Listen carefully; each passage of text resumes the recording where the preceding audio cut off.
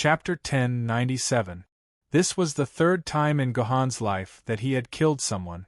Although there were countless lives that had died in Gohan's hands, almost all of these lives were Yuan Ko's. The only people who had truly died in Gohan's hands were that old man in Yuzhong City and a scourge of the underworld.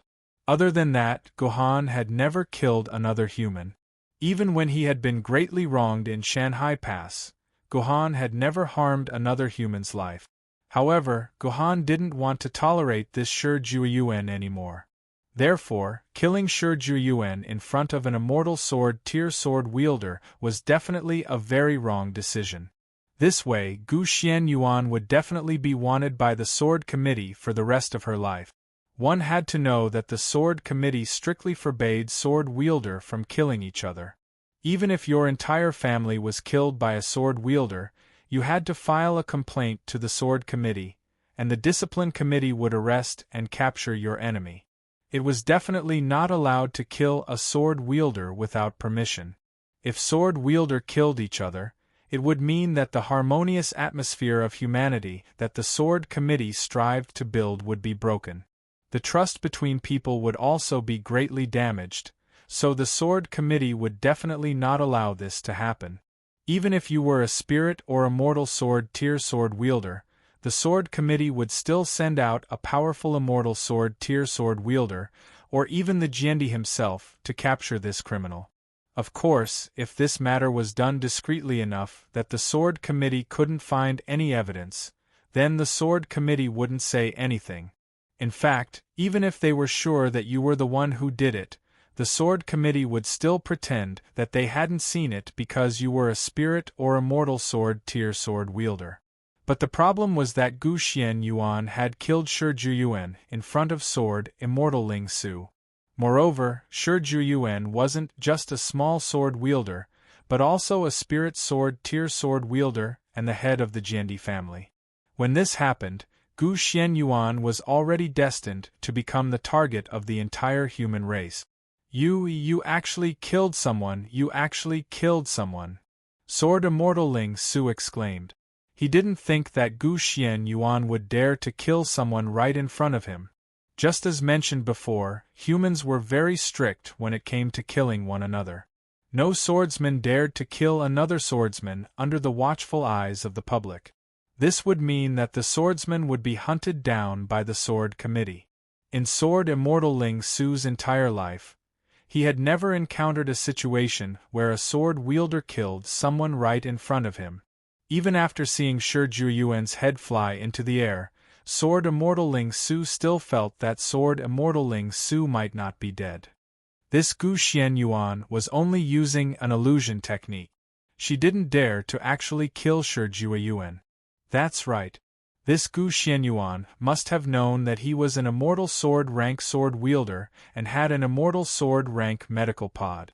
As long as he had a head, he could revive the other party within 5 minutes. That was why he dared to cut off Shi Jueyuan's head so viciously. This thought had just appeared in Sword Immortal Ling Su's mind when it was completely destroyed by a streak of sword qi that followed closely behind. This streak of sword qi sliced Shi Jueyuan's head into a pile of minced meat without hesitation. This time, Shi Jueyuan had completely lost any chance of revival. You woman? Are you crazy? You actually dared to kill someone. Do you know what kind of consequences you will face? Sword Immortal Ling Su questioned Gu Xianyuan in an incredulous tone as he stared at the bloodless Gu Xianyuan in front of him. Even now, Sword Immortal Ling Su still hadn't recovered from his shock. This woman really killed someone. So what if I killed him? Gu Xianyuan said disdainfully.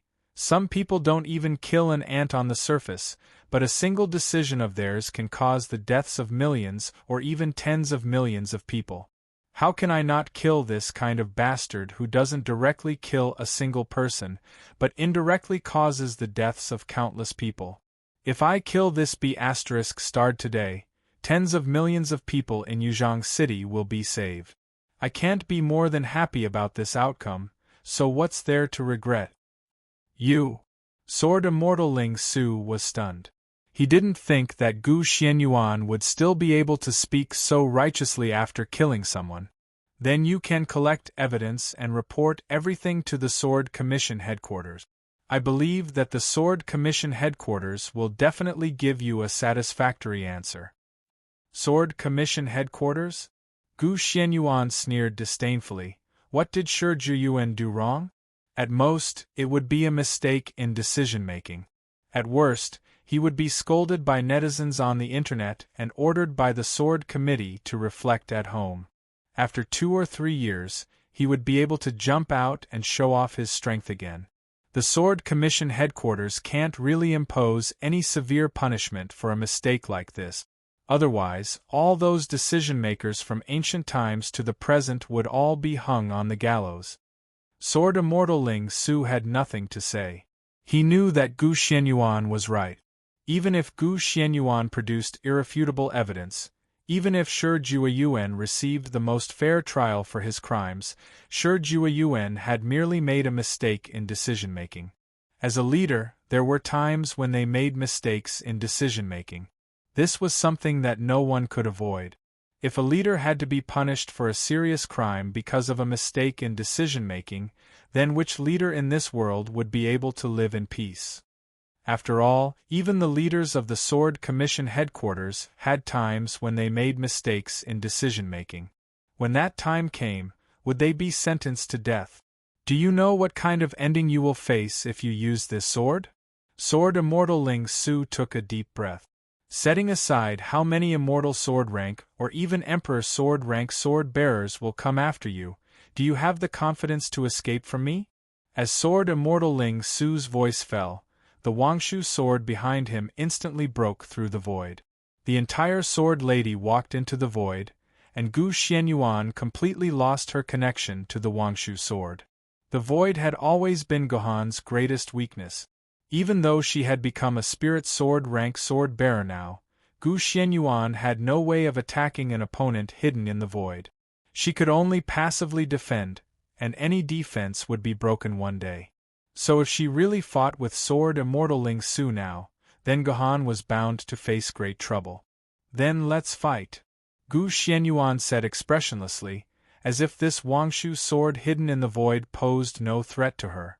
But after a long time, Gu Xianyuan still did not receive an attack from the void. Could it be that this Wangshu sword is testing my patience? Gohan thought to himself. He did not dare to let down his guard in the slightest. Because if he let down his guard even a little, it was very likely that the Wangshu sword would come charging out from the void and deal a fatal blow to him, who was currently unprotected. Forget it, you can go. Suddenly, Sword Immortal Ling Su let out a long sigh. Then, the void beside Sword Immortal Ling Su was broken again. The Wangshu sword walked out of the void of its own accord and stood behind Sword Immortal Ling Su again. You're letting me go? Don't you want to capture me? After all, I killed a person right in front of you. I killed a swordsman, and I killed the patriarch of an emperor sword family. Gohan could tell that this Sword Immortal Ling Su really wanted to let him go.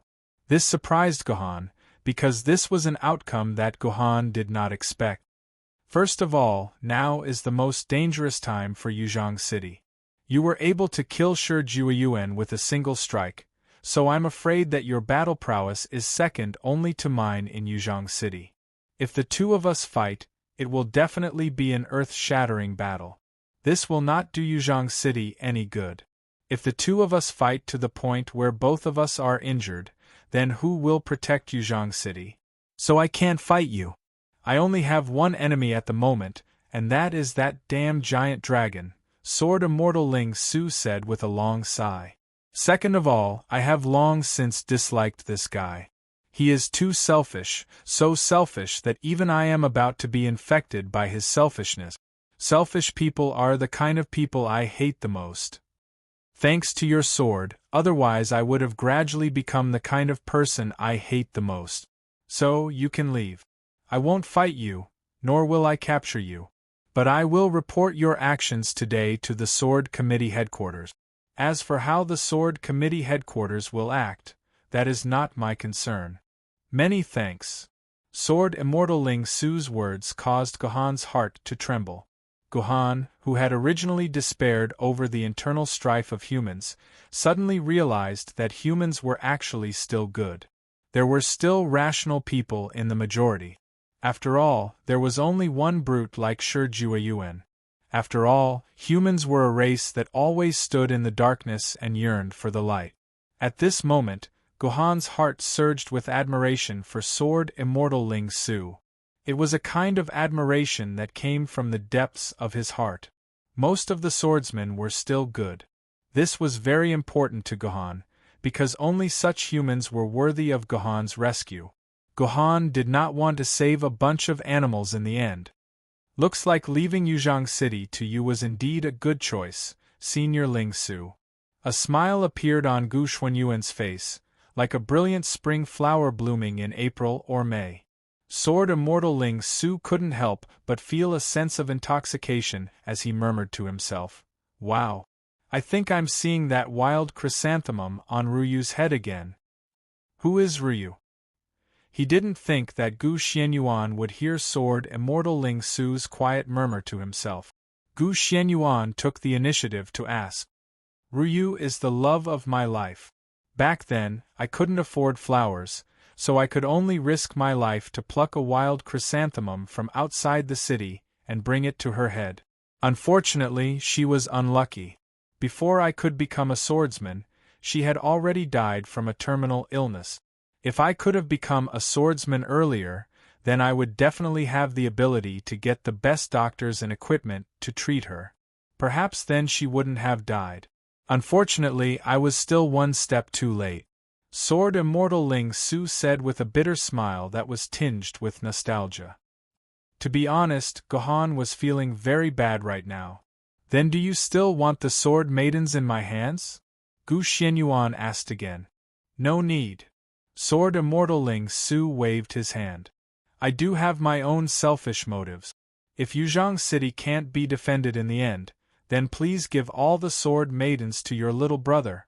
He will definitely be able to protect these sword maidens. Oh, and your little brother's disciple, that little girl named Lu Shihua. She has been sent by Shi Jueyuan to London City by road. He says he wants to make amends on your little brother's behalf. Just let your little brother personally go to London City. I've met Long Shijiendi before. He's actually a very good person. He won't make things difficult for your little brother. At the very least, he won't kill him like you did. Sword Immortal Ling Su revealed a self-deprecating smile and left the sword pavilion without another word. At this moment, only Gu Xianyuan was left in the sword pavilion. Gohan gazed at the brand-new dimensional pocket in his hand. This was the dimensional pocket that he used to store the sword maidens. With me here, Yuzhang City is as stable as Mount Tai.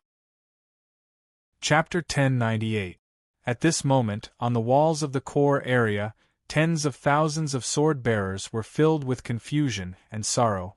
At this moment, outside Yeyang Fortress, there were already countless Yuan Kos.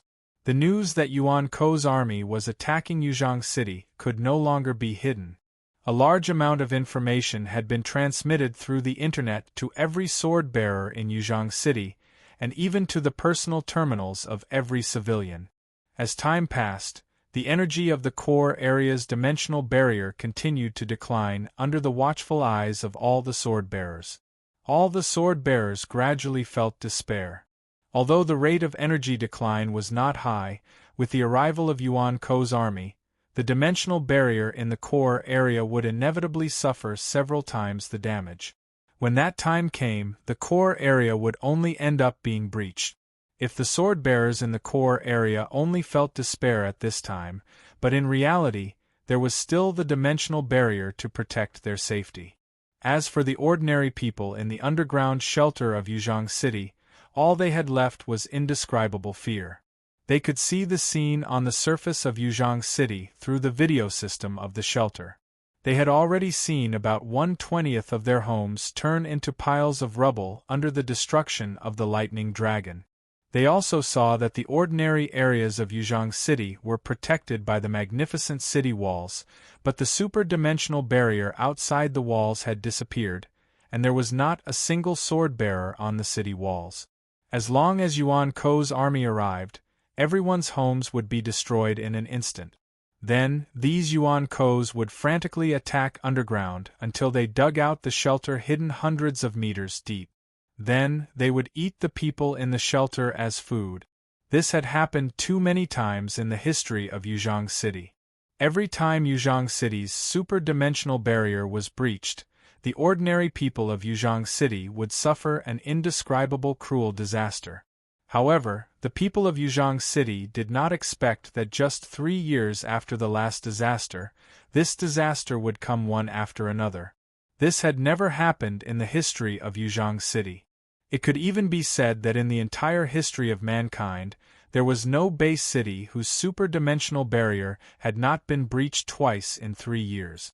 Where's Hao Tianjiandi? Where's Long Shijiandi? Where is our sword, immortal Ling Su? There were so many sword-bearers, but where were they? Why didn't they come to save us? Every sanctuary was filled with such questions. These ordinary people could not understand why there was not an emperor sword-wielder to help them. If there had been an emperor sword-wielder to help them, that damned dragon would not have been so arrogant. Yuzhang City's super-dimensional defense system would not have been broken. But where were the emperor sword-wielder? Didn't they promise to protect Yuzhang City? Everyone, stop making wild guesses. Don't forget how Gohan dealt with Long Shijiandi's son. It must be because Gohan offended Long Shijiandi, so Long Shijiandi is not willing to save us. This is all that Gohan's fault. Gohan harmed us. These ordinary people did not know that Hao Tianjiandi had entered the state of ascension, and Long Shijiandi was restrained by several flood-level Yuan Ko. They could only use their own logic to turn their various doubts into speculations, and finally came up with a very reasonable answer. It was Gohan who harmed them. It was Gohan who harmed Long Shijiandi. He was not willing to save them. It was all Gohan's fault. Of course, at this moment, Gohan did not know that such emotions were pervading the underground. After mending the walls of the sword pavilion, he walked toward the city wall with firm steps. Now that the most powerful sword lady of the spirit sword level was in the hands of Gohan, and Shi Jueyuan, this great scourge, had also died in his hands, Gohan had no reason to wait any longer. He wanted to kill this dragon with his own hands to protect the safety of his beloved Yuzhang City. When Gohan walked up the city wall, he found that at this time, all the people on the city wall were focused on the sky. Everyone raised their necks high, and their faces were full of concern and anxiety. Gohan followed these people and looked up at the sky. He found that in addition to the white thunder and lightning dragon, there was also a beautiful girl in a blue long sleeve standing opposite this dragon.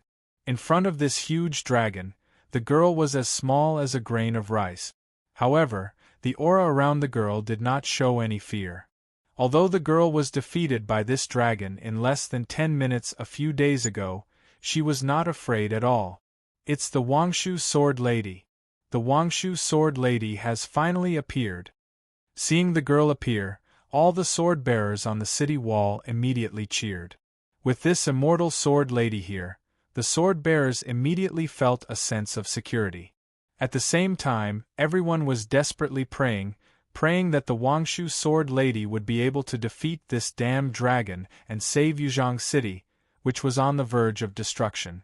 Hearing the sword bearers' cheers, the Wangshu Sword Lady gritted her teeth and instantly disappeared into the void. In the next second, she appeared at the back of the Thunder and Lightning Dragon's head. At the same time, a faint yellow light suddenly appeared on the Wangshu Sword Lady's blue blade. Even the sky seemed to dim under the yellow light. Then, the Wangshu Sword Lady gripped the hilt with both hands and stabbed the blade into the back of the Thunder and Lightning Dragon's head. Bakayaxi! This attack seemed to have really injured the Thunder and Lightning Dragon. Suddenly, the Thunder and Lightning Dragon let out an incomprehensible cry. Its snow-white scales were also stained with a faint yellow glow, as if the entire thunder and lightning dragon had been enveloped by the faint yellow glow. And as the thunder and lightning dragon was enveloped by the faint yellow glow, the lightning that had been descending ceaselessly around her suddenly stopped. And with the disappearance of the lightning, the energy strength of the dimensional barrier in the core area finally came to a stop. Instead, it began to rise slowly. However, this increase was very small, only increasing by about 0.005% per second. Although the increase was very small, it was enough for the sword-bearers to cheer. They had already had enough of the dimensional barrier's constant decline. Now they finally saw an opportunity to change the situation. Looks like this is the Wangshu sword's basic skill, hazy moonlight. Seeing the situation before him, Gohan muttered to himself. Hazy moonlight was the Wangshu sword's basic skill. The skill's effect was that it could borrow the moonlight to attack, allowing the moonlight to strengthen the Wangshu sword's damage. At the same time, the attack had a certain chance of enveloping the opponent in moonlight, causing them to fall into a stagnant state. The stronger the moonlight, the stronger the skill's effect. So, the yellow light that had enveloped the thunder and lightning dragon was the moonlight that the Wangshu sword had borrowed. The Wangshu sword had once said in a public program that it was actually the incarnation of the moon. Its power was the moon's power. The stronger the moonlight, the stronger its power. Everyone might find this strange. It was broad daylight and there was no moon. Where did the Wangshu sword borrow moonlight? According to common sense, the sun rose and the moon set in the day, and the moon rose and the sun set at night. The two constantly alternated, forming day and night. So, there was no moon during the day and no sun at night. But this was actually a fallacy. The sun might not be visible at night, but even during the day, the moon was still hanging in the sky. It was just that the sun's light was too strong during the day, and the moon's light was reflected from the sun's light. The light of the moon during the day was covered by the sun's light, but the moonlight still existed during the day. At this time, although the sun was still hanging high in the sky, it was actually approaching dusk. The moonlight actually existed in the sunlight. The light of the two couldn't be distinguished with the naked eye, but it was enough for the Wangshu sword, the incarnation of the moon. The Wangshu sword could still borrow the moonlight to fight. Of course, the moonlight was still too weak, so the effects of the hazy moonlight skill weren't obvious. After tightly binding the thunder and lightning dragon for about 2 seconds, the faint yellow light around the thunder and lightning dragon disappeared. The stagnant lightning once again bombarded the dimensional barrier. The energy strength of the dimensional barrier in the core region also began to decline. More importantly, the Wangshu sword, which had been riding on the thunder and lightning dragon's head, had been thrown out. The Wangshu sword lady, who had been thrown out, quickly adjusted her body and floated in the air again. The Wangshu sword, which had been stuck in the thunder and lightning dragon's head, instantly returned to the Wangshu sword lady's hand. Because of the previous attack, the thunder and lightning dragon no longer ignored the tiny person in front of it. Instead, it narrowed its large, round eyes and glared at the tiny Wangshu sword lady. It asked in a childish voice, "Baddie, why did you bully Kong Na?" "How did I bully you? You were the one who destroyed our city, weren't you?" Wangshu sword was dumbfounded by the thunder and lightning dragon Kong Na's question. It didn't expect the thunder and lightning dragon Kong Na to have the cheek to say that it bullied her.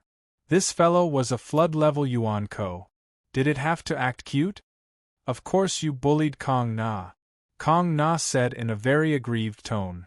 Kong Na was hungry and wanted to find something to eat, but you hid the delicious food in the eggshell. Kong Na asked you to open the eggshell, but you refused.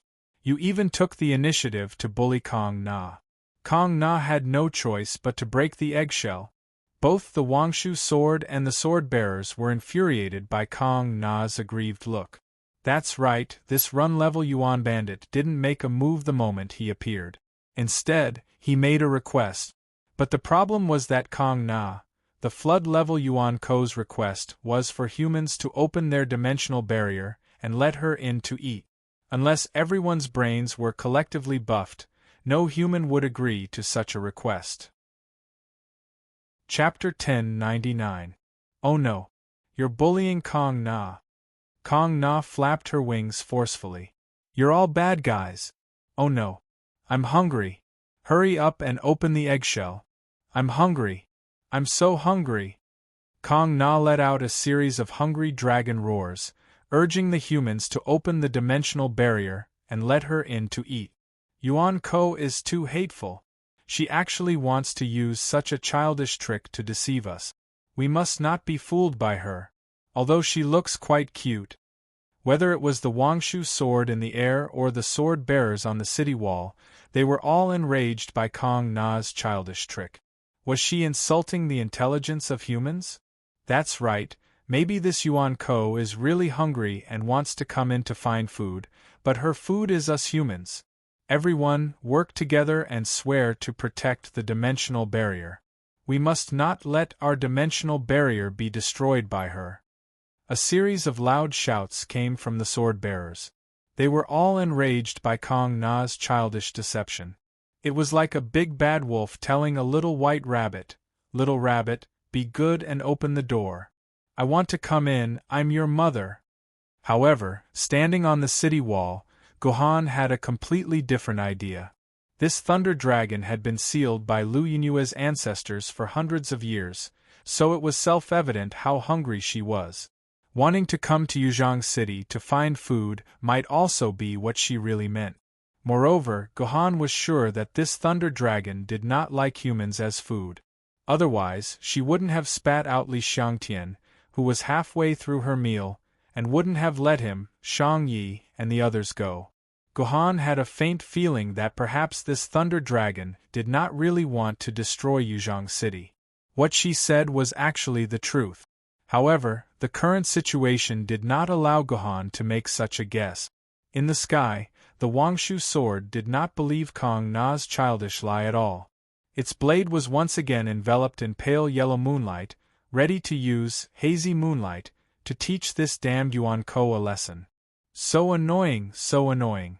Kong Na saw the yellow moonlight on the Wangshu sword's blade and remembered the feeling of being sealed. She immediately became irritable. A dozen lightning bolts instantly struck Wangshu sword's head, ready to strike this annoying sword lady to death. Insignificant skill, how dare you compete with the bright moon? Wangshu Jian coldly snorted, and the void gate opened. In the blink of an eye, Wangshu Jian entered the void, and the dozen or so lightning bolts naturally struck empty air. Other than some beautiful sparks, nothing was left. Incredible! Seeing the Wangshu sword suddenly disappear into the void, Kong Na exclaimed, "Oh no!" Immediately after, arcs of electric sparks began to appear on her snow-white wings. "It's here." The Wangshu sword, who was hiding in the void, confirmed the location of Thunder and Lightning Dragon Kungana's head. It was prepared to charge out from the void and stab Kungana through the wound it had just inflicted, rubbing salt on the wound. But before Wangshu's sword could jump out of the void, he felt a violent numbness. He could no longer control his body and fell out of the void. A snow-white dragon claw grabbed him. What happened? Why can't I move? Wangshu's sword, who was in the void, did not know what had just happened, but Gohan, who was on the city wall, saw the entire process clearly.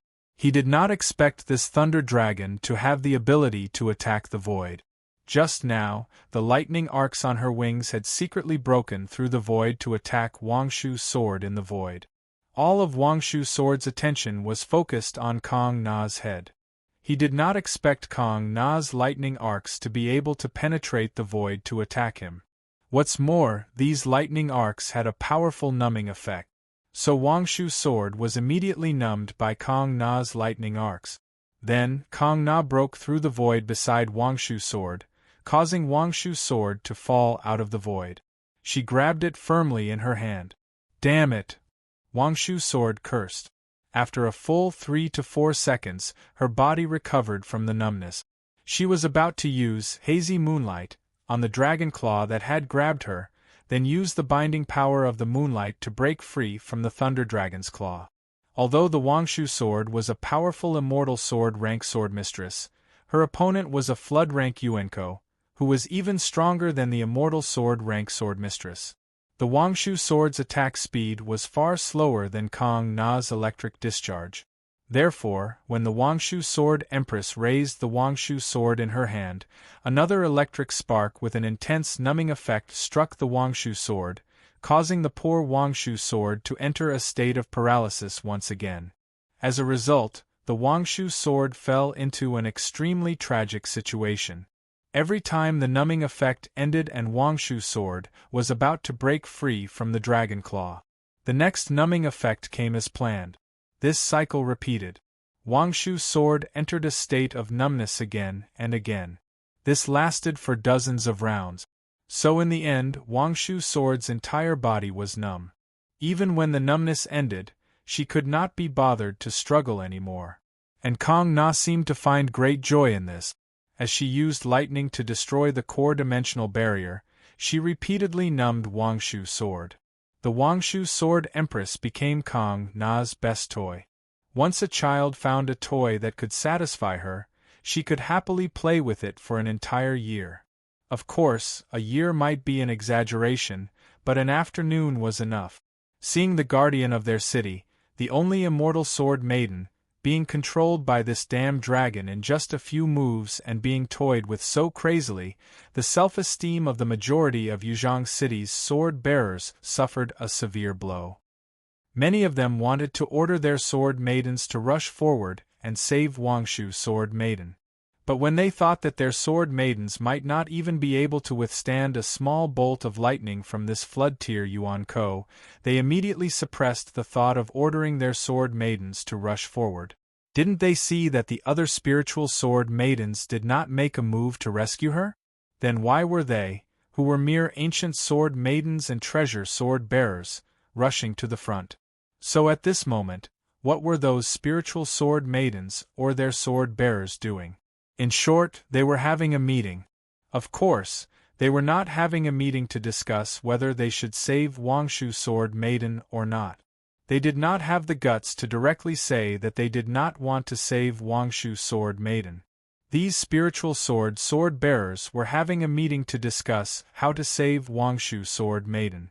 This was a meeting that was very difficult to reach a conclusion, especially when most of the spiritual sword bearers went to the meeting with their own selfish motives. It was even more impossible for this meeting to reach a consensus. These spiritual sword bearers were not fools. They clearly knew what it meant to ask the spiritual sword maidens to rescue the immortal sword maidens from the dragon tier Yuan-ko. Even if they could save the Wangshu sword goddess in the end, the sword ladies of the spirit sword level would definitely suffer great injuries in the end. There was a possibility that some of the sword ladies of the spirit sword level might even be broken. As a result, the suggestions put forward by every spirit sword level sword bearer were almost all suggestions that were beneficial to themselves and not beneficial to others, and such suggestions were naturally not supported by others. Thus, this meeting fell into endless wrangling. However, to everyone's surprise, the wielder of the Wangshu sword immortal Ling Su, remained outside of the conference this entire time. Instead, he looked on with a look of despair in his eyes, which were filled with meaningless discussions. He suddenly felt a little regretful. He regretted colluding with Shi Jueyuan. Otherwise, he would not be seeing such a scene at this moment. This was the root of the disaster left behind by Shi Jueyuan. One had to know that when Lu Lei was in power, although Yuzhong City was not strong enough, there was no lack of hot-blooded sword-bearers. Even in the face of certain death, a large number of sword-bearers would stand up and fight with Yuan-ko, using their lives to prove their lifelong belief. However, after Shi Jueyuan took control of the overall situation of Yuzhong City, the entire city changed. This was because Shi Jueyuan could not use his own strength to control Yuzhong City like Lu Lei, so he could only use political trickery. The core secret of Shi Jueyuan's political trickery was the meeting. Through the meeting, he could prolong the decision-making time, and through the meeting, he could beat the patience of those who were reckless and disagreeable to him. At the same time, by constantly roping in the majority and beating a small group of people, he finally took control of the meeting in his own hands, and then controlled the entire Yuzhong city. It could be said that there was nothing wrong with Shi Jueyuan's political trickery. In peaceful times, this was also the only way to fight for power. However, after the Great Apocalypse, there had never been an era of peace for humans. They were at war all the time, and any delay in a decision could lead to the failure of the war. Looking at the history of human war for thousands of years, one would find that, with the same level of technology, a country controlled by a dictator could always beat a so-called peaceful democratic country with a parliamentary system. Just like the mustache Nazi king who beat the whole of Europe, if it wasn't for the fact that the United States, the United Kingdom, and the Red Soviet Union were also controlled by three powerful dictators, the final fate of World War II would have been unknown. As a result, after Shi Jueyuan successfully controlled the power of Yuzhong City through endless meetings, most of the spirit sword-level sword-bearers in Yuzhong City were also corrupted along with Shi Jueyuan. In the past 3 years, they had become accustomed to winning through secret political struggles, and the flame of battle that originally existed in their hearts had been extinguished. Some of them had even not fought in the city in the past 3 years, and their sword essence had not increased. They were all immersed in endless meetings and struggles. This was the worst result that Shi Jueyuan had brought to Yuzhong City. At this time, although Shi Jueyuan had died in the hands of Gohan, the poison he left behind had not disappeared. Instead, it was still constantly scourging the city. When Sword Immortal Ling Su had just taken over as the chairman of the Yuzhong City Sword Committee, he had wanted to change this situation, but his spirit was worn down by Shi Jueyuan's meeting tactic.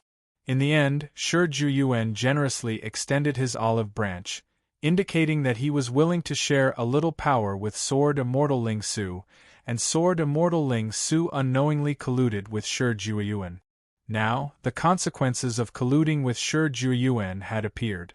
Sword Immortal Ling Su had to face the consequences of no one being willing to save his Wangshu sword. Chapter 1100. Just as Immortal Sword Ling Su was feeling remorseful, Gohan couldn't hold back anymore. He didn't plan on watching Wangshu's sword suffer in the hands of this lightning dragon. Just as Gohan was about to rush out with his sword to save Wangshu's sword, a sword light suddenly flew up from the city wall and directly collided with the lightning dragon's claw. The lightning dragon Kong Na was caught off guard, and her dragon claw loosened slightly from the impact. Wangshu Jian immediately took advantage of this opportunity to break free from the dragon claw, and stood in front of the lightning dragon Kong Na in a somewhat sorry state. "Who is it who saved Wangshu's sword dame?" Seeing Wangshu's sword dame break free from the dragon's claw, the sword bearers on the city wall first cheered, and then they began to guess which sword lady it was. However, the sudden sword light appeared like a shooting star and disappeared like a shooting star. After saving Wangshu Jianyang, the sword light directly fell back to the core area and was caught by a sword wielder, who held it in his arms. "It's the Tiger Roar Sword Spirit." At this time, everyone realized that it was the Tiger Roar Sword Spirit that had saved Wangshu's sword lady at the critical moment. Some people suddenly remembered.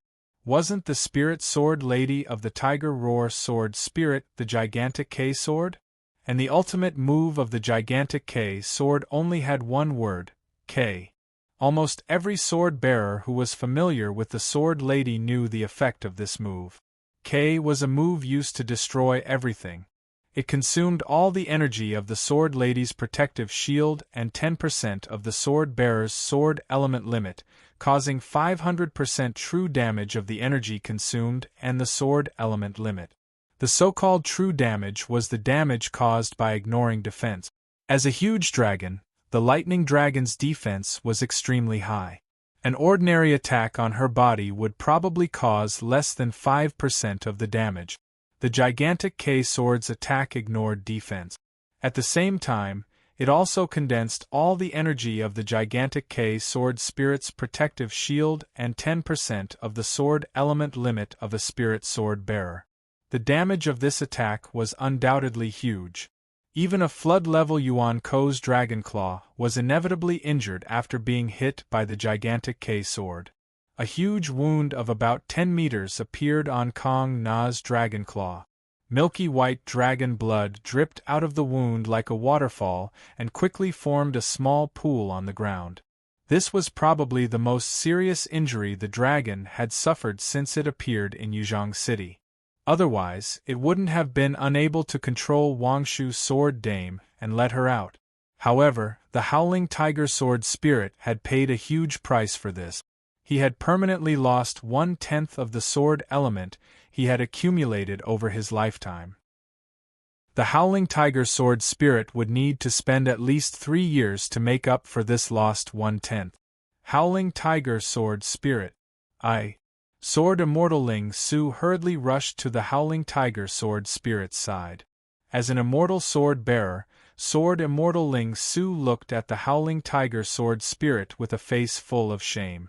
He looked like he wanted to find a hole to hide in. Even his speech had become extremely sluggish. The reason for this was not hard to imagine. A few days ago, it was because of Sword Immortal Ling Su's compromise and cooperation that Shi Jueyuan was able to successfully remove the Howling Tiger Sword Spirit from the position of Dean of Yuzhong University. But now, the Howling Tiger Sword Spirit had disregarded their past enmity and helped Sword Immortal Ling Su rescue the Wangshu sword. Where would Sword Immortal Ling Su put his old face? Master, no need to thank me. At this moment, the Howling Tiger Sword Spirit's expression was extremely ugly. It seemed that in addition to permanently losing 1/10 of the sword element limit, this attack had also taken a huge toll on the Howling Tiger Sword Spirit's body. Master, this is all I can do. If you really want to thank me, please protect Yuzhong City until the very last moment. Even if I have to sacrifice my old life, it will be worth it, the Howling Tiger Sword Spirit said with a sincere and resolute expression. I understand. Sword Immortal Ling Su nodded solemnly. Just for the sake of the Howling Tiger Sword Spirit's friendship, he, Sword Immortal Ling Su, could not abandon Yuzhong City. Wangshu, prepare to receive my extreme Yin Qi. Sword Immortal Ling Su took a deep breath, then said to the Wangshu sword hovering in the air. Hearing Sword Immortal Ling Su's words, Wangshu sword's eyes instantly dimmed. It asked hesitantly, Ling Su, do we really have to do this? Sword Immortal Ling Su nodded. But don't you dislike this city? Why do you want to do this for this city? Wangshu's sword asked in confusion. I didn't like it before, but I do now. Sword Immortal Ling Su chuckled. Besides, since I'm sitting in this position, I should at least do something within my power for the sake of this position, right? But this isn't something you can do. You know what the consequences of doing this are. Wangshu's sword goddess clearly didn't want her sword wielder to release his extreme Yin Qi. In fact, she even actively tried to dissuade her sword wielder from doing so. These things don't belong to me in the first place, so why should I keep them with me and take them with me into my coffin? Sword Immortal Ling Su sank into distant memories. If we can save 40 million people, then I'm sure Ruyu will be very satisfied. If that's the case, then let's do it. Wangshu's sword goddess finally stopped trying to dissuade her sword wielder. At the same time, Sword Immortal Ling Su suddenly made a strange pose in front of everyone. His body curled up like a baby in a mother's womb, and he slowly floated up from the ground. A faint blue light seeped out from Sword Immortal Ling Su's body bit by bit, transforming into tiny fireflies that flew toward Wangshu's sword goddess in the sky. In the end, they all seeped into Wangshu's sword goddess's body. At the same time, some of the sword-wielder discovered to their astonishment that the moon in the sky was gradually revealing its true form. Immediately, all the moonlight within a radius of several hundred kilometers around Yuzhong City disappeared, but the moonlight in the sky above Yuzhong City became extremely dense. After absorbing these faint blue fireflies, Wangshu Sword Goddess's entire aura changed. If the Wangshu Sword Goddess was like a gentle celestial maiden before, then she had now become a domineering Queen Mother. Under the faint blue light, she appeared so noble, so cold, and so emotionless. As the blue light on Wangshu Sword Goddess's body flickered to its peak, the moonlight in the sky also became extremely dense. It transformed into a beam of light that shot directly into Wangshu Sword Goddess's body. Blurred moonlight. Wangshu Sword Goddess's painstaking preparation time finally came to an end. Her body instantly exploded, and over 100 light needles flew out in a straight line from where Wangshu Sword Goddess had exploded. These light needles then flew in different directions, forming faint yellow streaks of light in their wake. These light needles seemed to be controlled by a nimble goddess. In the short span of 3 or 4 seconds, they had woven a huge faint yellow net of light in the sky. This net of light seemed to have been woven from moonlight. This was clearly a net of moonlight. What kind of technique is this? I've never seen such a beautiful technique before. All of the sword wielder were stunned by this technique. This net of moonlight was so beautiful. They had never thought that a technique used by a sword goddess could be this beautiful. This seems to be Wangshu Sword Goddess's advanced technique, blurred moonlight. Someone immediately used their personal terminal to furiously search for information on Wangshu Sword Goddess. Finally, they found the origins of this moonlight net. This technique was Wangshu Sword Goddess's advanced technique, blurred moonlight. Depending on how much sword essence the Wangshu Sword Goddess had, she could gather all the moonlight in a different area into her body. Then, she would use this moonlight to weave a moonlight net, which would then be used to restrain her enemies. The power of this technique lay in the fact that the moonlight net had a 100% hit rate. Even if it was a flood class or desolate class Yuan Ko, they would definitely be controlled by this moonlight net. And while being controlled by the moonlight net, the controlled opponent would suffer a certain percentage of damage every second. As for the specific value of the control time and the percentage of damage, it was determined by the difference in strength between the opponent. The greater the difference in strength, the longer or shorter the control time. Sword Immortal Ling Su was an immortal sword wielder, while the Lightning Dragon was a flood class Yuan Ko. The difference between them was like the difference between heaven and earth. Thus, the majority of the sword wielder were not optimistic about the duration of the moonlight net's control. At most, they could only control it for a few seconds and deal a pitiful amount of damage to the Lightning Dragon. Would such a move really be effective against the Lightning Dragon? Just as the majority of the sword wielder were half believing and half doubting, the moonlight net had already spread to its limit.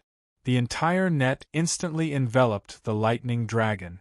Seeing this faint yellow net envelop itself, the Lightning Dragon Kong Na felt threatened.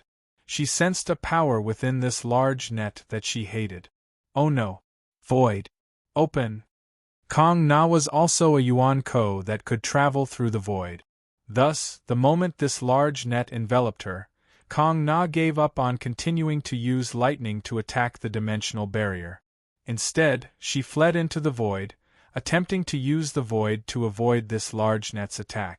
Logically speaking, this was a very correct decision. The void could indeed avoid more than 99% of attack. However, just like Kong Na's electric sparks that could sneak into the void, this moonlight net could also sneak into the void. Thus, the two disappeared from the sword wielder's field of vision at the same time. I wonder if it can trap this damned Yuan Ko. Please. You must succeed. The sword bearers on the city walls were frantically injecting their sword essences into the dimensional wall to replenish the energy of the dimensional wall that was constantly decreasing.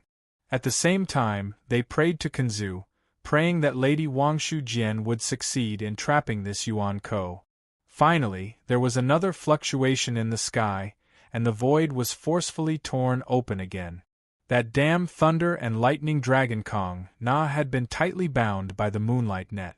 She was dragged out of the void and slammed heavily on the dimensional barrier, causing waves of fluctuations in the dimensional barrier.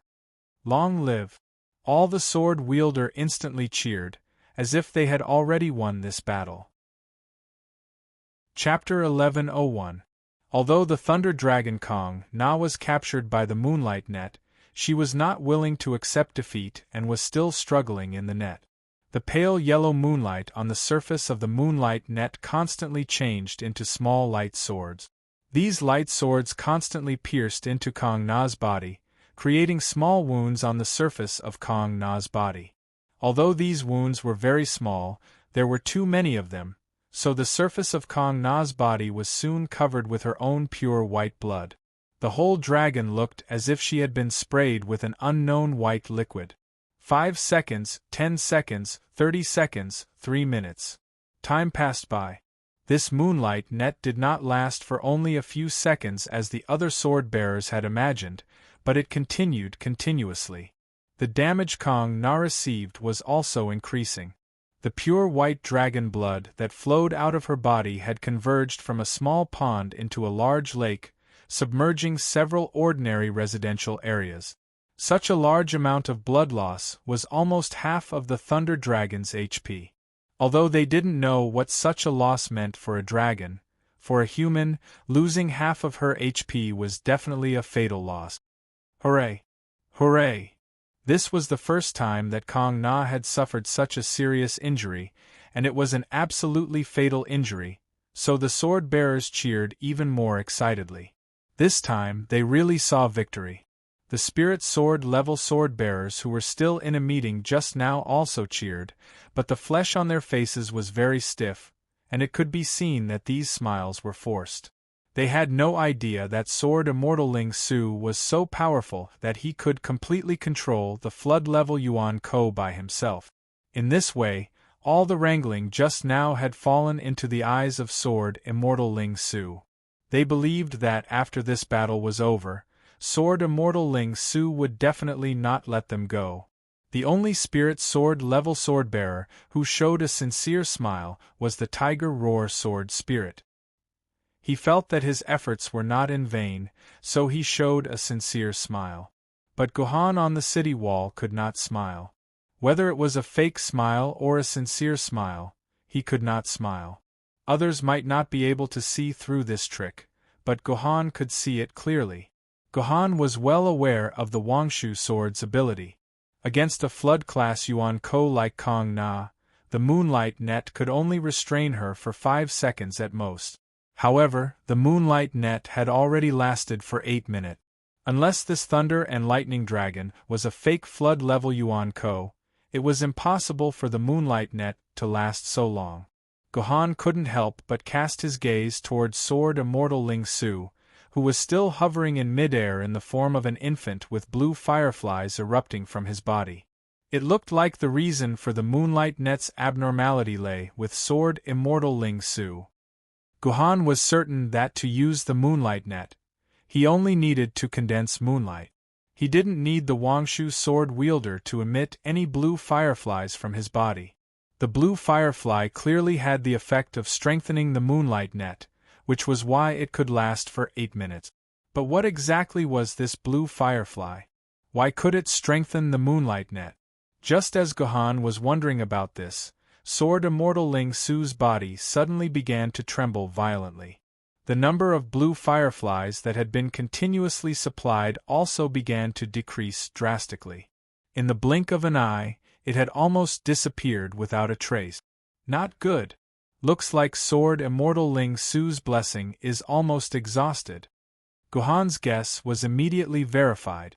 After the blue fireflies disappeared, the moonlight net that trapped the Thunder Dragon Kong Na also quickly dimmed.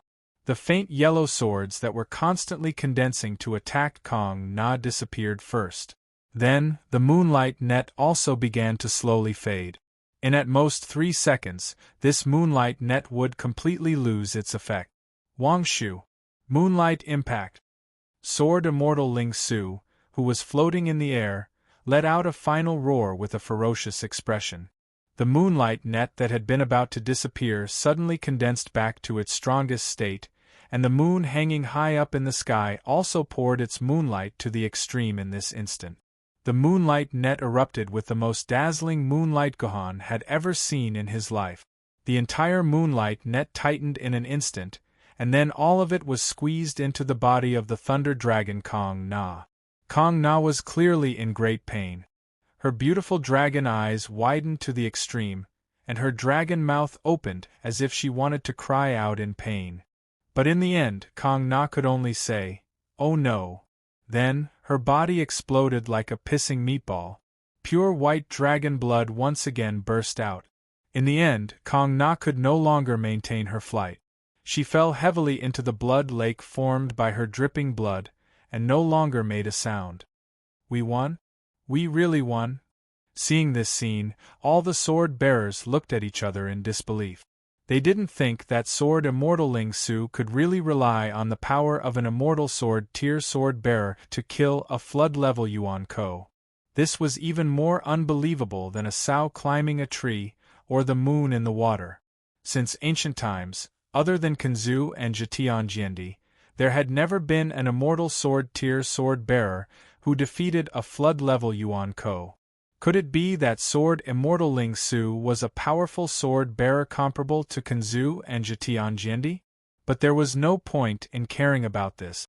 A large number of sword-bearers flew to sword immortal Ling Su's side, preparing to celebrate sword immortal Ling Su's victory. Sword immortal Ling Su, who was floating in the air, suddenly fell from the sky. If it wasn't for a beautiful woman beside him who reacted quickly and caught sword immortal Ling Su's body, sword immortal Ling Su would have fallen off the city wall. What happened to sword immortal Ling Su? Seeing the hero of Yuzhang City suddenly fall, the surrounding sword-bearers immediately asked nervously. His situation is very bad. I'm afraid he has expended a large amount of his life force, at least 10 years of life. The beautiful woman who was holding sword immortal Ling Su replied. Who are you? What right do you have to say that? Hearing the beautiful woman's words, one of the surrounding sword-bearers immediately said in dissatisfaction. Wasn't she cursing sword immortal Ling Su? Whatever I say is true. Whether you believe it or not is up to you, and I don't care. The beautiful woman raised her head and said indifferently. Then, the sword-bearer who had just raised a question was instantly speechless. This woman was really too beautiful, so beautiful that he forgot how to breathe. But the truth didn't need this beautiful woman to say any more. After the beautiful woman's words fell, sword immortal Ling Su's originally jet-black hair instantly turned silvery white.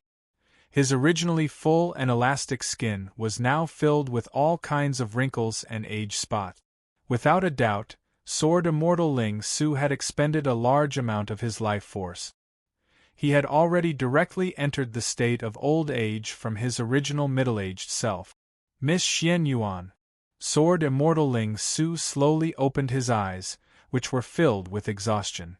When he saw Gu Xian Yuan appear beside him, a gratified expression appeared on his face. He asked weakly, Miss Xian Yuan, have we won?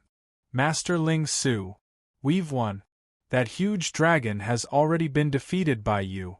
Without waiting for Gu Xian Yuan to reply, the surrounding sword-bearers immediately took the initiative to answer on her behalf. Miss Xian Yuan? However, sword immortal Ling Su didn't care about the strength of these sword-bearers. Instead, his gaze was fixed on Gu Xian Yuan, waiting for her to give him an answer. I'm afraid it won't be so smooth. Gu Xian Yuan said indifferently. That Yuan Ko isn't dead yet. Woman, you're so beautiful. What nonsense are you spouting? That huge dragon was clearly defeated by the Wangshu sword goddess. Everyone saw this with their own eyes. What right do you have to say that she's not dead yet? The surrounding sword-bearers immediately retorted agitatedly.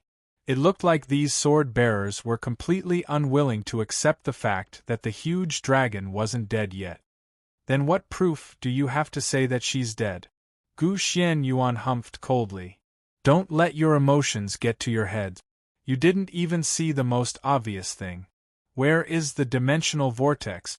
If that huge dragon is really dead, where did the dimensional vortex go? Could it be that the dimensional vortex won't appear anymore? Everyone was instantly rendered speechless by Gu Xianyuan's words. At the same time, the joy in their hearts instantly disappeared without a trace. Could it be that it was really as this beauty had said? That the lightning dragon wasn't dead yet? Wangshu sword. Sword Immortal Ling Su's expression also changed. With great difficulty, he called out the name of the Wangshu sword. At the same time, the moonlight net in the sky appeared once again. It gathered toward the center once more, and finally transformed back into the appearance of the Wangshu sword goddess. Just like the extremely exhausted and weak sword Immortal Ling Su, the Wangshu sword goddess who had reappeared was also extremely weak. The protective shield around her was like a white light bulb whose filament was about to explode. In the end, it flickered a few times before completely disappearing. In such a state, the Wangshu sword goddess was definitely unable to continue fighting. However, she still stared warily at the lake of blood that Kong Na had fallen into. It was as if Kong Na could appear at any moment, and she was also prepared to continue fighting at any moment. However, the Wangshu sword goddess stood guard by the side of the lake of blood for a full 10 minutes. There was still no movement from the lake of blood. All of the spectating sword-wielding cultivators began to discuss spiritedly among themselves. Some of them even privately accused Gu Xianyuan of exaggerating the truth and worrying about unnecessary things. She was making it so that sword Immortal Ling Su and the Wangshu sword were unable to rest and had to fight with their injuries. However, Gu Xianyuan wasn't moved by these discussions. Instead, just like the Wangshu sword goddess, she stared intently at the lake of blood. Suddenly, amidst the commotion, a small figure tore through the void and appeared behind the Wangshu sword. This figure was far too small, and the Wangshu sword was far too exhausted. In addition, all of her attention was focused on the lake of blood. As a result, she didn't even notice that a white figure had appeared behind her. Oh no! This white figure raised her little fist and hammered it towards the back of the Wangshu sword's heart. Chapter 1102. The raised fist was very small, about the size of an ordinary primary school student's fist. However, the power contained in the fist was extremely terrifying. At that moment, the Wangshu sword lady's personal shield had already disappeared. If such a fist were to strike the middle of her back, her durability would probably be greatly damaged. It was even possible for it to break. After all, this was a full-powered attack from a flood-level Yuan Ko filled with rage. When the small figure raised her fist, the Wangshu sword lady finally sensed that something was wrong behind her. She turned around in a panic, preparing to flee. However, it was already too late. She was so weak that she couldn't burst forth with her previous speed. She didn't even have the strength to re-enter the void to evade. All she could do was watch as the fist came smashing toward her. At that critical moment, a stream of sword light appeared between the Wangshu sword lady and the small figure. It was only then that the people on the city walls saw what had just happened. An ordinary-looking longsword had coincidentally struck the small fist. If the longsword had been one step slower, the Wangshu sword lady would probably have met with misfortune. "And who are you?" The one who spoke was dressed in a white and pink, laced overgarment and miniskirt. She had a pair of thick legs that were thin at the bottom and thick at the top. She wore a pair of white cotton socks that went over her knees.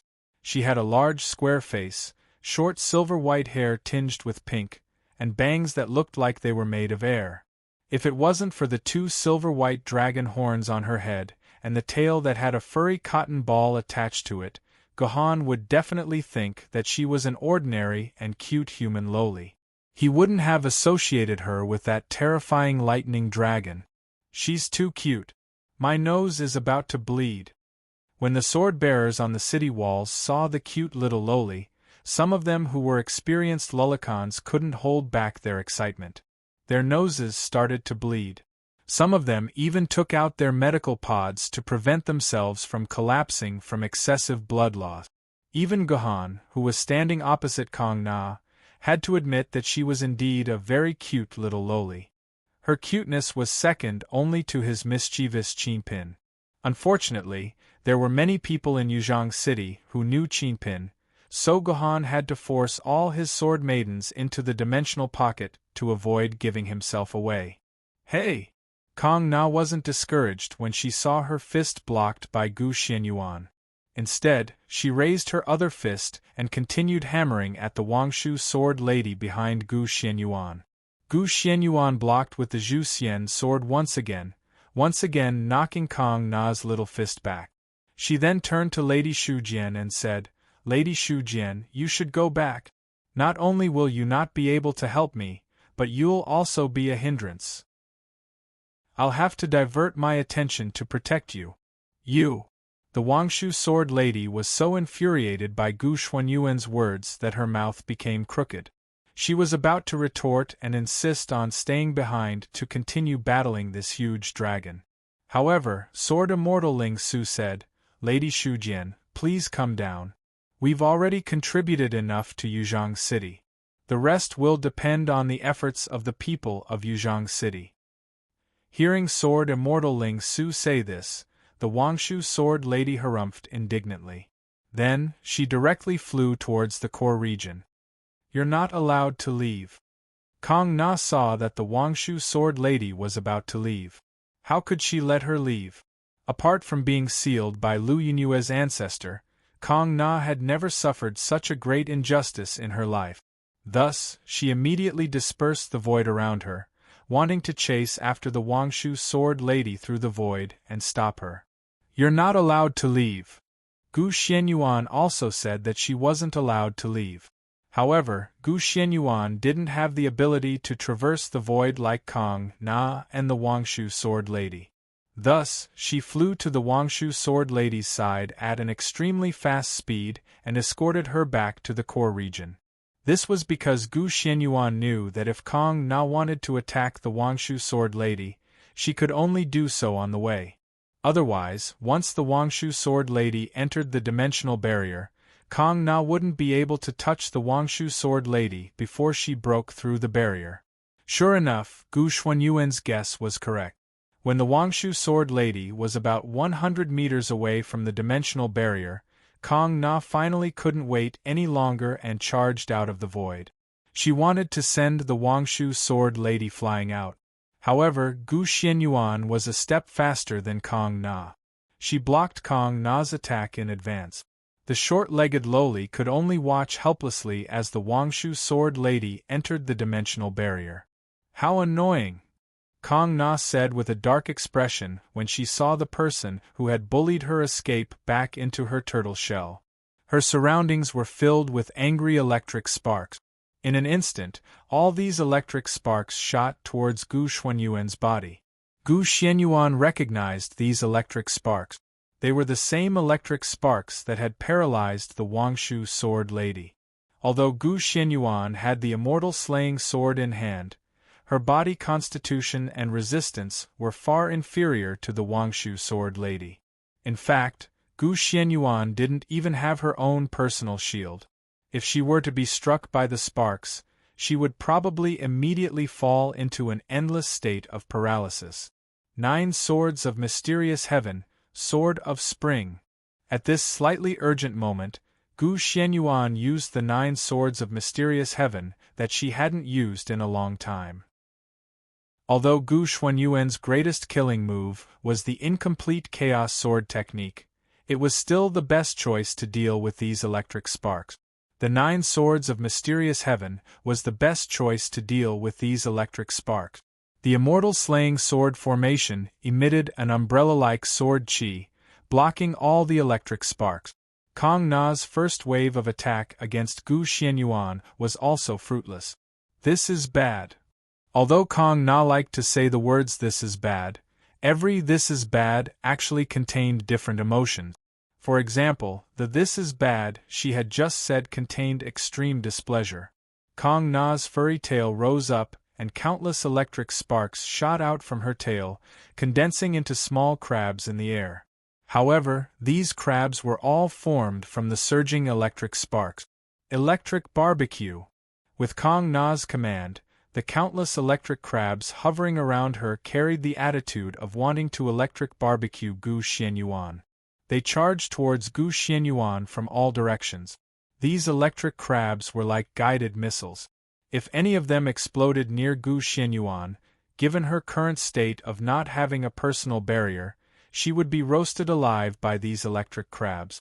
9 swords of mysterious heaven, overlook golden chrysanthemum, the immortal slaying sword's blades swept horizontally, and a golden chrysanthemum formed by countless sword chi radiated with Gu Xianyuan as the center. The moment these golden chrysanthemums came into contact with the electric crabs, they were all chopped into small sparkling electric sparks. These electric sparks were attached to Gu Xuanyuan's sword chi, making the originally golden overlook golden chrysanthemum even more dazzling. Go! Gu Xianyuan snapped her fingers, and the overlook golden chrysanthemum that absorbed the electric crabs turned around and shrouded Kong Na, who was hovering opposite. Oh, this is bad. Kong Na had never seen her electric crabs being absorbed by someone else's attack. For a moment she was a little dumbfounded. She even forgot to enter the void to avoid the overlook golden chrysanthemum. As a result, she was hit by the overlook golden chrysanthemum. Crackle, crackle! The dazzling electric sparks that erupted from the overlook golden chrysanthemum made it impossible for the other sword wielders to look directly at the battlefield. They could only use their hands to shield their eyes, lest the blinding electric sparks hurt their eyes. When the exploding electric sparks finally dissipated, everyone hurriedly opened their eyes. They discovered that Gu Xianyuan was completely unscathed in the air, and she still looked as content as ever. On the other side, Kong Na wasn't so well off. She no longer had the pure white and adorable lowly appearance from before. Instead, her body was riddled with tiny wounds from the sword chi, and pure white blood continued to flow from the wounds. Because of Sword Immortal Ling Su's attack just now, Kong Na had already lost a lot of dragon blood. Who would have thought that Gu Xuanyuan's attack would cause her to lose even more dragon blood? What made Kong Na feel even more humiliated was that her body was full of black and white burn marks from being electrocuted. This was probably the first time in her life that this little lowly had been electrocuted by her own electric crabs. Although the damage caused by the electric sparks was almost negligible to Kong Na, this kind of self-inflicted experience made her feel extremely uncomfortable. Who is this? How come I've never seen a sword mistress like this before?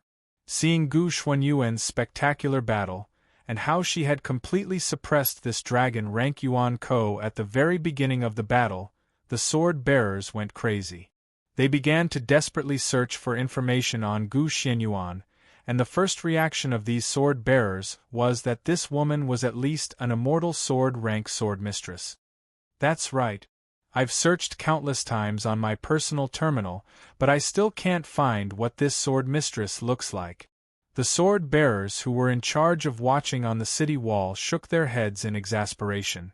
They had just used their personal terminals to search for information on the sword-mistress based on Gu Xuanyuan's appearance, but of course they didn't find anything. Do you guys think that this isn't a sword-mistress, but a sword-bearer? After many fruitless searches, someone finally came up with a more reliable theory. However, most of the sword-bearers did not believe that the person Kong Na was fighting was a sword-bearer. If the other party was really a sword-bearer, then his swordsmanship was a little too terrifying. At this time, Li Xian was also standing on the city wall. He recognized Gu Xuanyuan's background at a glance, and he began to feel extremely fortunate that he hadn't harbored any ill intentions toward Gu Xianyuan just now. Otherwise, he wouldn't be able to reap any benefits from her. On the other hand, in the underground shelter, when Mei Yun, Long Xiaoyao, Lu Anna, and the other tenants that Gohan hadn't seen for a long time were also watching all the battles that were happening on the battlefield through the shelter's television system in shock. "Mom, why do I feel that this woman looks very much like Master?" Long Xiaoyao whispered to Wen Meiyun. After not appearing for more than 3 years, the current Long Xiaoya had already broken away from her immature state. She had become a plump and attractive peach just like her mother. Chapter 1103. Batty. Kong Na, with her jet black hair, pointed at Gu Xianyuan and scolded. Then, with a flash of lightning on her body, all the scars on her body disappeared in an instant, and Kong Na once again turned back into that lively and adorable pure white loli. What a powerful self-healing ability! Gu Xianyuan saw that Kong Na had returned to her original appearance in an instant, and exclaimed in admiration. It couldn't be helped, as a flood-level Yuan Ko, and also a giant dragon with the strongest physique among the Yuan Ko, possessing such a self-healing ability was not a rare thing. But just having a self-healing ability isn't enough. You have to be able to keep up with my sword. Gu Xuanyuan's mouth revealed a trace of a cold smile. Kong Na, who had just returned to normal, had yet to react to what had happened, and in the next moment, Gu Xianyuan had already rushed to Kong Na's side, and the Execute Immortal sword in her hand directly chopped towards Kong Na's small neck. Kong Na hurriedly wanted to use her own fist to block the Execute Immortal sword in Gu Xuanyuan's hand, but the moment Kong Na's fist moved, the Execute Immortal sword in Gu Xuanyuan's hand nimbly changed its move, and directly avoided Kong Na's fist, and the blade of the sword still chopped towards Kong Na's neck. Ouch! Kong Na cried out in pain, and in an instant, a deep milky white bloodstain appeared on her neck. This bloodstain was deeper and bigger than any of the wounds that Kong Na had received in the past, and this was also the first time that Kong Na had let out a cry of pain. From this, it could be seen that the damage caused to Kong Na by this sword was not to be underestimated. Big Batty. Kong Na will hammer you to death. Kong Na once again brandished her small fist, and used a set of Kong Na's chaotic cloak fist technique, wanting to use her own fist to hammer Gu Xianyuan to death. Don't look at how Kong Na's fist was only the size of a juzi, but each of her fists carried the power of thousands of caddies. If one of her fists were to land on something, it was likely that it could directly bend a 1-meter-thick steel plate. As long as a fist truly landed on Gu Xuanyuan's body, Gu Xianyuan, who did not have the protection of a personal shield, would become half-crippled even if she didn't die. This is really a fist technique that only a little kid can use. With a glance, Gu Xianyuan knew that Kong Na's Kong Na brand chaotic cloak fist technique posed no threat to her. Although her fists were full of power, it was no different from the punches of a primary school student. However, it couldn't be said that Kong Na brand chaotic cloak fist technique was useless. At the very least, Kong Na's fists were very fast, so fast that ordinary people couldn't even see the afterimages, as if Kong Na's arms didn't exist. Break. Facing Kong Na's fist technique, Gu Xianyuan couldn't be bothered to use any sword techniques. She directly targeted a few of Kong Na's fatal flaws, and used the Zhu Xian sword to poke a few times. Kong Na's chaotic cloak wind fist technique was unable to continue, and she was directly sent flying by Gu Xuanyuan's sword. The pure white lowly appearance that she had just recovered became badly battered, and there were even a dozen wounds faintly appearing on her body. What happened just now? The other sword-bearers on the city wall looked on with bewilderment. In their eyes, the battle was like this. Kong Na went up. Kong Na had a huge advantage.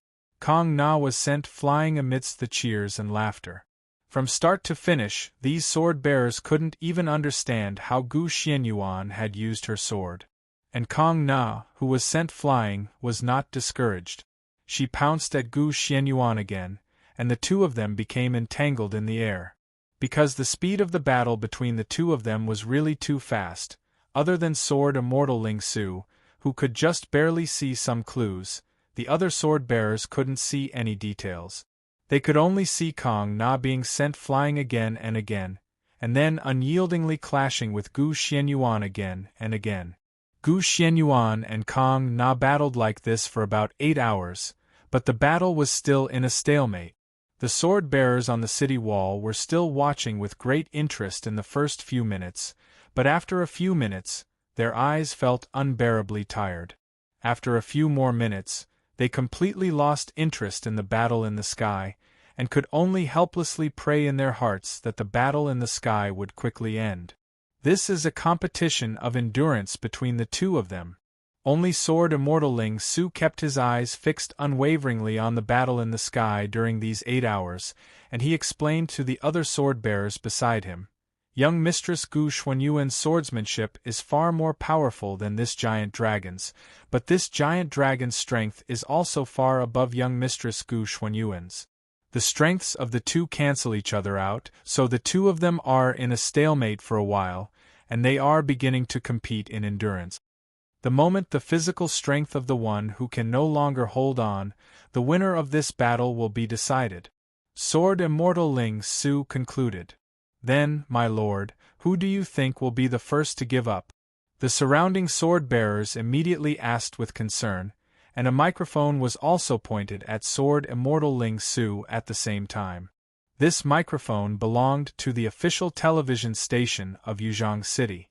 At a time like this, only the official television station with the strongest background had the ability to broadcast this difficult battle live.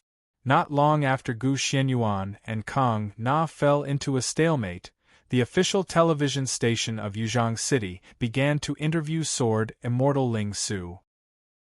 At the same time, Sword Immortal Ling Su also temporarily took on the role of a commentator for the battle, and began to explain the battle. It was also through Sword Immortal Ling Su that the others learned that this powerful sword-bearer who had suddenly appeared was called Gu Xianyuan. And the other end of this microphone was connected to the countless television series in the core area, as well as the underground sanctuary. Over 40 million people in Yuzhong City were waiting in front of their televisions at the same time, constantly praying in their hearts that this young Mistress Gu Xianyuan who had suddenly appeared would be able to save their Yuzhong City. Although I don't want to admit it, I have to say that the giant dragon has a higher chance of winning. Sword Immortal Ling Su sighed. After all, the opponent is a giant dragon. Its physical strength, endurance, and recovery ability are all incomparable to humans. If this continues, I'm afraid that young Mistress Gu Xianyuan will eventually run out of physical strength and retreat. Sigh, sigh, sigh.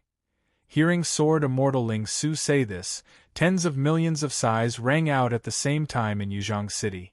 They all felt that Sword Immortal Ling Su was right. How could a human compete with a giant dragon in endurance?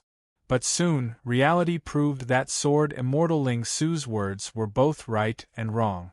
He was right because after this extremely boring stalemate lasted for 8.5 hours, one party finally could no longer endure such a battle of endurance and jumped out of the battlefield. And he was wrong because the party who jumped out was not the spirit sword-level sword-bearer Gu Xianyuan, who was far weaker than her opponent, but Kong Na. This powerful flood stage Yuan Ko, who also had the recovery ability of a giant dragon, Kong Na, the Thunder Dragon, was the first to give up. After these 2.5 hours of fierce battle, Kong Na still looked like a clean and pure little lowly. But anyone with a discerning eye could see that Kong Na seemed to be a little unsteady even in her hovering state. Her body swayed like a drone with low battery, and could fall from the sky at any time. Oh no! Kong Na fainted from hunger. Kong Na patted her little belly, and a gurgling sound like a tire deflating instantly rang through the entire sky. Not to mention the sword-bearers standing on the city wall, even the ordinary people hiding in the underground shelters seemed to have heard the gurgling sound coming from the sky. No wonder it was this giant dragon who gave up in the end. Looks like she really can't stand the hunger anymore. Only then did the sword-bearers come to a sudden realization and began to discuss. They were just wondering why this giant dragon was the first to give up. It turned out that it was because she was hungry. It seemed that Miss Gu Xianyuan was really very lucky. In fact, these sword-bearers didn't know that Gu Xianyuan actually didn't use much strength in this battle. Throughout the whole process, Gu Xianyuan was using the 9 swords of mysterious heaven technique to borrow strength to fight strength. Most of the strength she used in the battle with Kong Na just now came from Kong Na's own strength, who asked this little lowly's fist technique to be a little too bad. If it weren't for the fact that the giant dragon's skin was too rough and thick, and that Gu Xianyuan was 2 ranks lower than her, Gu Xianyuan would have already played this little lowly to death. But what made Gu Xianyuan feel a little strange was why this little lowly kept fighting her in close combat. As a thunder and lightning dragon, thunder and lightning was what she was really good at. Just like how she used endless thunder and lightning to deal with Yuzhang City's dimensional barrier and those electric sparks that could paralyze people, thunder and lightning should be Kong Na's specialty. Why didn't she use what she was good at and fight with a disadvantage that she didn't know at all? At this time, the sky had already turned golden, which meant that the moon was about to pass and the sun would rise from the sky again. The battle between Gu Xianyuan and Kong Na had also lasted for a night. The sun gradually rose from behind Gu Xianyuan. Under the golden sunlight, coupled with Gu Xuanyuan's beautiful face, she was like a sun goddess. Every sword-bearer who saw this scene couldn't help but be intoxicated. At the same time, the image of Gu Xianyuan was deeply imprinted in their minds. Such a scene of the sun goddess was probably something they would never forget for the rest of their lives. Later, a few years later, a sword-bearer who was only in his 20s picked up a paintbrush and painted this scene in his heart. As a result, it became one of the most valuable paintings of mankind in one fell swoop. The price was constantly raised by later generations of humans, and its status was simply several levels higher than Van Gogh's sunflowers. It's time to end the battle. Gu Xianyuan shook the Zhuxian sword in his hand. At the same time, he calculated the remaining sword essence in his body and found that there was still about 70% left. It was enough for him to use that move from the Chaos Sword art. Gu Xianyuan was confident that as long as he used that move, even if the person in front of him was the powerful Yuan Ko, he would most likely lose his life here. Because this move was really too powerful. It was so powerful that Kanzu Fleeting Year Calendar, who helped him create this move, couldn't help but praise it.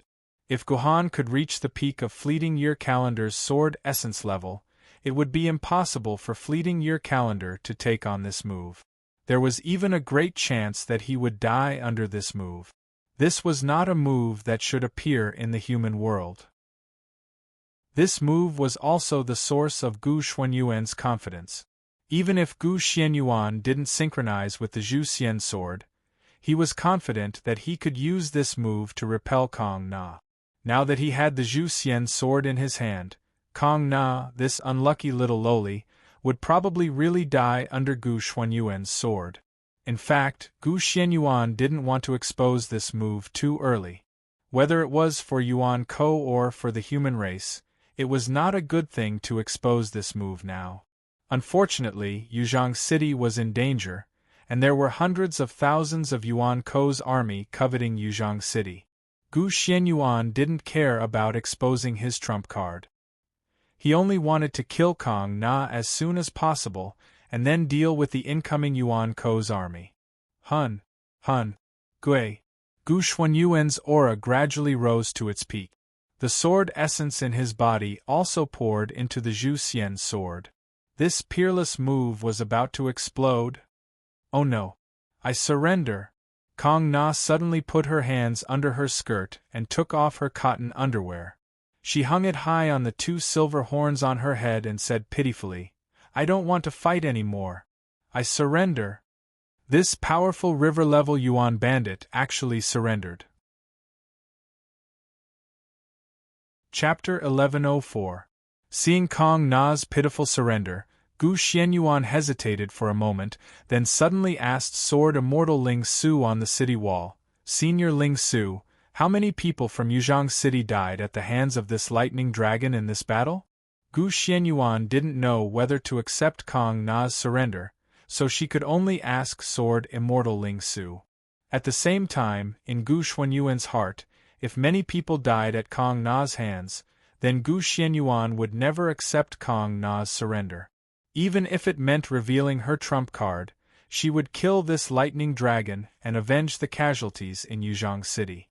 Wait, let me ask the higher-level artificial intelligence. Sword Immortal Ling Su was stunned for a moment, then hurriedly asked the higher-level artificial intelligence about the casualties in Yuzhang City. Because every human was wearing a personal terminal, once a human died, the personal terminal would immediately detect the human's death, and then pass this information to the higher-level artificial intelligence.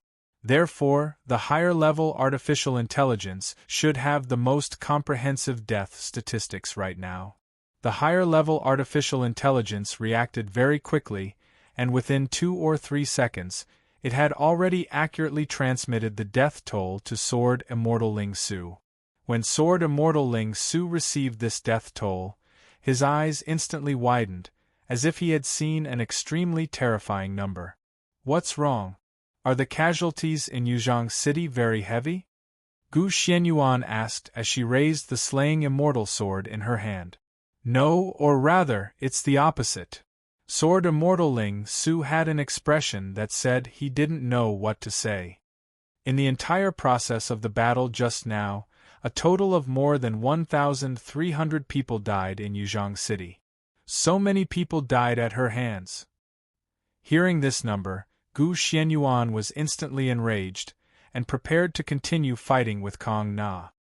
Although more than 1,300 people died in Yuzhang City, according to the detection of the personal terminal, almost all of these 1,300 people died of illness. Only 3 people died in a car accident when the super-dimensional wall protection system collapsed. Only these 3 people can be said to have been killed by this Yuan Ko. That's right, there's also 1 person who died. Sword Immortal Ling Su said with a bitter smile. He also didn't dare to believe that no one was directly killed by this Yuan Ko after such a huge battle.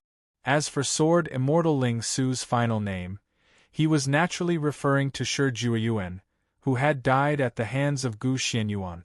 Those 3 were stupid. They can't blame it on Yuan Ko.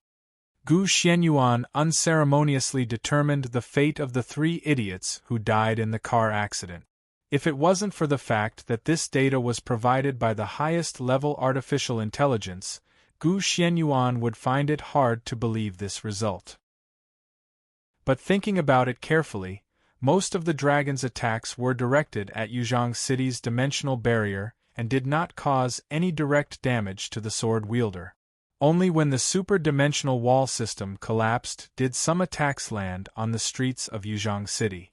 But at that time, ordinary people had already hidden in the underground shelters through the refuge system and were not injured by the damage to Yuzhang City. There were some sword wielders who were injured by the falling buildings when they retreated from the outer city wall to the core area, or were directly hit by the scattered lightning. However, the sword-bearers kept their shields activated at all times. 1 or 2 falling buildings and lightning bolts would not cause fatal damage to these sword-bearers. It seemed that it was possible for Yuzhang City to have 0 casualties. Count yourself lucky. Gu Xianyuan thought for a while, then directly dispersed the sword essence that had already condensed in the slaying immortal sword. Although this meant that if Gu Xianyuan wanted to use this move again, she would have to spend more time condensing the sword essence, but this was not a big deal for Gu Xianyuan. She still wanted to take a gamble. Immediately afterward, Gu Xianyuan slowly approached Kong Na. Sword Immortal Ling Su saw through Gu Xuanyuan's intention and immediately warned her loudly, "Miss Xianyuan, don't be careless. These Yuan Ko are extremely cunning. Don't fall for their tricks." "It's fine. He's just a loser, he doesn't have the ability to plot against me," Gu Xianyuan said calmly, the arrogance in her words soaring to the heavens. All the sword-bearers who heard her couldn't help but feel impressed. Just how much confidence did this Miss Gu Xianyuan have in herself to be able to say such words? Here. When Gu Xianyuan was only half a person's distance away from Kong Na, this Kong Na very obediently took off the pure cotton underwear hanging from her dragon horn and reluctantly handed it to Gu Xianyuan. Then, she hugged her head and said, "Oh no! I surrender! What do I want this thing for?" Gu Xianyuan's eyebrows twitched. She held the pure cotton underwear in her hands, not knowing what to do. "This is what Thor told me. Thor said that if we are defeated by humans, we have to hand over our underwear to the humans. That way, the humans will let us go," Kong Na said in a soft voice. It was impossible to tell that she was the giant dragon who had just almost destroyed Yuzhong City. "Miss Gu Xianyuan, I'll give you 50 million RMB, sell this underwear to me." Gu Xianyuan didn't know what to do with the underwear in her hands, but the sword-bearers on the city wall had entered a state of frenzy. They shouted for Gu Xianyuan to sell her cotton underwear to them. In one breath, they pushed the price up to 50 million RMB. Moreover, the price was still rising. Vaguely, it was about to break through 100 million RMB. This Thor is definitely not a decent giant dragon, Gu Xianyuan ridiculed in her heart, and then hurriedly returned the underwear to Kong Na. Seeing Gu Xianyuan return the underwear to her, Kong Na instantly became tearful. Is this lord not willing to accept Kong Na's surrender? Kong Na is so hungry, Kong Na really can't fight anymore. I didn't say that I won't accept your surrender. Put on the underwear first, otherwise it will be cold down there. Gu Xianyuan's face was taut. She once again stuffed the underwear into Kong Na's hands. Kong Na didn't refuse this time. She obediently put on the underwear in front of Gu Xianyuan. Amitba, the moment Kong Na lifted up her skirt, Gu Xianyuan even saw Kong Na's snow-white, hairless mound. My goodness, Gu Xianyuan almost couldn't control herself. She could only constantly warn herself in her heart. Gu Xianyuan, you have to remember, the one in front of you is not a lowly, but a giant dragon. You are not Gohan now, but Gu Xianyuan.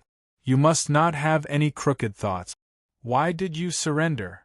Although Gu Xianyuan had already believed the authenticity of Kong Na's surrender, she still couldn't help but ask. That just now shouldn't have been your real strength. You can obviously continue to fight. Why did you surrender? Kong Na said that Kong Na's stomach is hungry. Kong Na touched her flat belly. Kong Na is really hungry. I don't have the strength to fight with you anymore. Then what about your lightning? Gu Xianyuan asked again. The electricity is all used up. Kong Na swung her slender tail in front of her and placed that furry little ball into Gu Xianyuan's hand. She said pitifully, "You see, there is only 1% battery left. If Kong Na doesn't recharge it, it will automatically shut down." Only then did Gu Xianyuan notice that the furry ball on Kong Na's tail was actually a battery indicator. Pushing aside the fur on the ball, she could see the shape of a battery. At this time, the battery's state was the same as the battery indicator on an old-fashioned mobile phone. The battery was empty except for a pixel-sized green bar. Beside the battery, there was a clear 1% character. You really lost your ability to fight? Gu Xianyuan touched her nose and thought for a moment. Then you can escape. With your speed, if you escape with all your might, I definitely won't be able to catch up to you. I won't escape. I won't escape. Kong Na shook her tail repeatedly. Kong Na searched for a long time, and found that there is food here.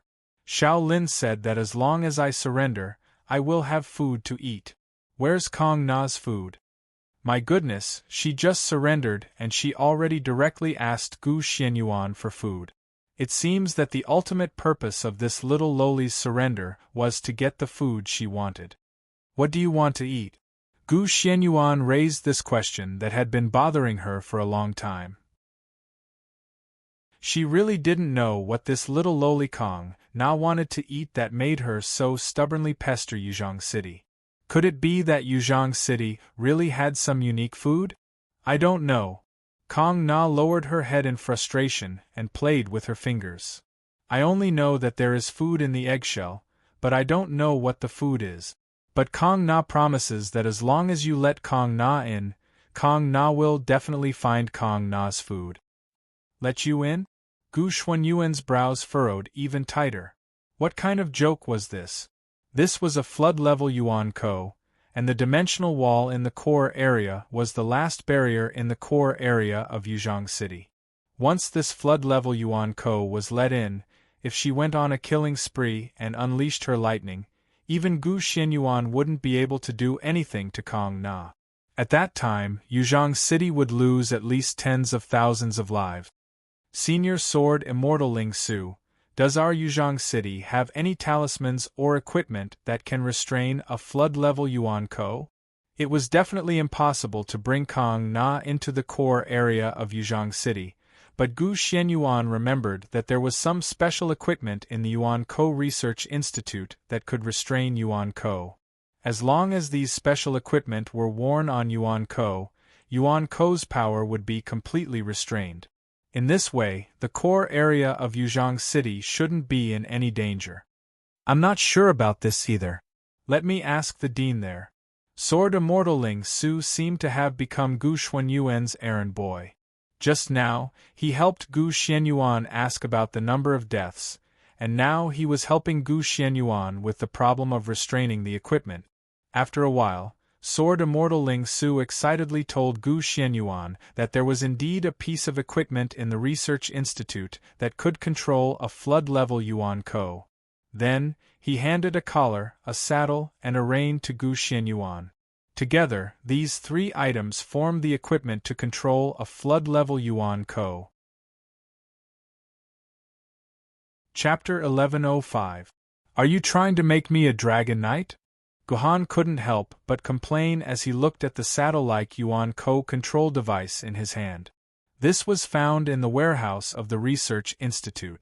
I don't know when it was made, but according to the information in the highest level of artificial intelligence, this set of equipment can indeed completely restrain a flood-level Yuan Ko and control her power to the standard of an ordinary person. Sword Immortal Ling Su explained on the city wall. Gohan also remembered at this time that he seemed to have seen information about this set of equipment when he was the Sword Pavilion Master.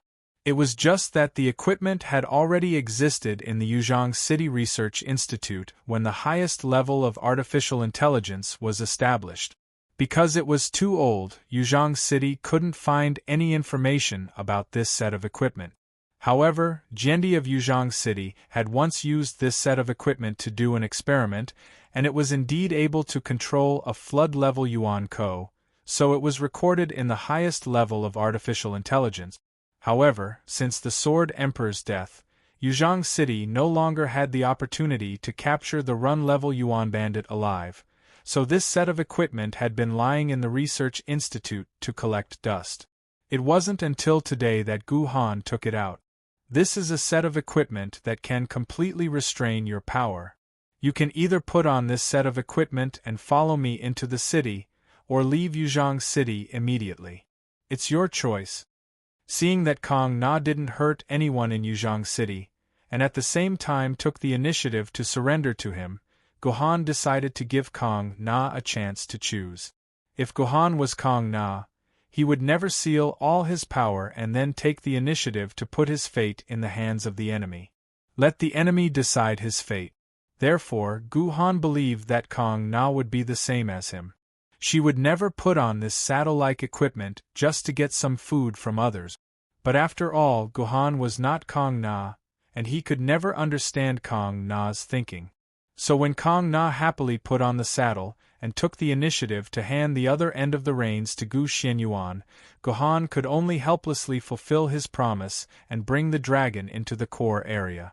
Miss Gu Xianyuan, are you really planning on bringing this huge dragon into the city? Sword Immortal Ling Su asked with a helpless expression as he watched Gu Xianyuan lead Kong Na toward the core region. What happened? Gu Xianyuan nodded her head and said in a strange tone, "This Yuan Ko's power has been completely restricted. She is no different from an ordinary person. You don't have to worry about the safety of the core area." "I'm not worried about the safety of the core area, but Miss Gu Xianyuan, how do you plan to bring this Yuan Ko in?" Sword Immortal Ling Su smiled even more bitterly. He pointed at the dimensional wall above his head and said, "You also know that Yuan Ko will definitely not be able to pass through the dimensional wall system. Not even a small door can be opened. The only way to bring Yuan Ko into the dimensional wall system is to directly shut off the dimensional wall system, or to have the Sword Pavilion Master bring along an Emperor Sword rank Sword Lady to cut off the interference of the dimensional wall system. But right now, an army of hundreds of thousands of Yuan Ko can attack at any time, and once the dimensional wall system is shut off, it will take at least a day before it can be reactivated. Of course, we can't shut off the dimensional wall system just to let this Yuan Ko in. And the Sword Pavilion Master is nowhere to be found. Without the Sword Pavilion Master, there is no way he can mobilize the Emperor Sword rank Sword Lady in the Sword Pavilion. So, Miss Gu Xianyuan, do you think we should first arrange for this Yuan Ko to be somewhere in the normal area, and when the battle is over and Yuan Ko has retreated, we can shut off the dimensional wall system and then let this Yuan Ko in?" Sword Immortal Ling Su asked after some discussion. "Oh no." Without waiting for Gu Xianyuan to speak, Kong Na tugged on the reins hanging around her neck, and looked at Gu Xianyuan with an incredibly pitiful gaze. "Oh no. I'm really going to starve to death, sigh." What else could Gu Xianyuan say? With a wave of her hand, she put Kong Na into her dimensional pocket, and then directly landed beside Sword Immortal Ling Su, and released Kong Na from the dimensional pocket. "Miss Xianyuan Yu." Sword Immortal Ling Su pointed a finger at Gu Xianyuan, and the words were stuck in his throat. He had just solemnly vowed that there was no way to let Kong Na in without shutting off the dimensional wall system, but in the next second, Gu Xianyuan brought Kong Na in, and it was like a slap to Sword Immortal Ling Su's face. "Have you forgotten? The sword ladies of the Sword Pavilion are all in my dimensional pocket. Is there a problem if I want to bring a Yuan Ko in?" Gu Xianyuan said indifferently, and this sentence also made Sword Immortal Ling Su swallow his question.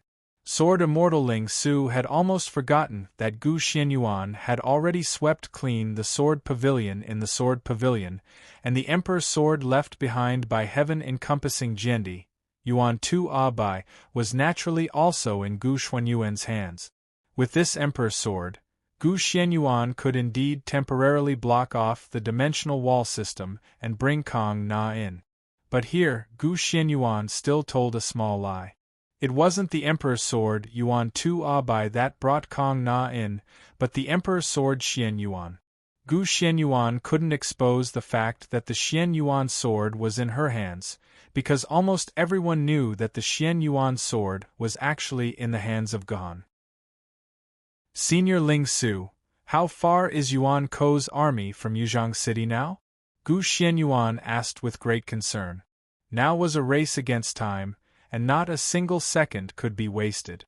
"According to our surveillance equipment on the outskirts, Yuan Ko's army is already less than 50 kilometers away from Yuzhang City. In another hour at most, Yuan Ko's army will reach the city walls of the normal district," Sword Immortal Ling Su replied. "Then what about our super-dimensional wall system? How long will it take before it can be reactivated?" Gu Xianyuan asked again. "At least another 4 hours." Sword Immortal Ling Su immediately gave an answer. It was clear that he was also very concerned about the recovery of the super-dimensional wall system.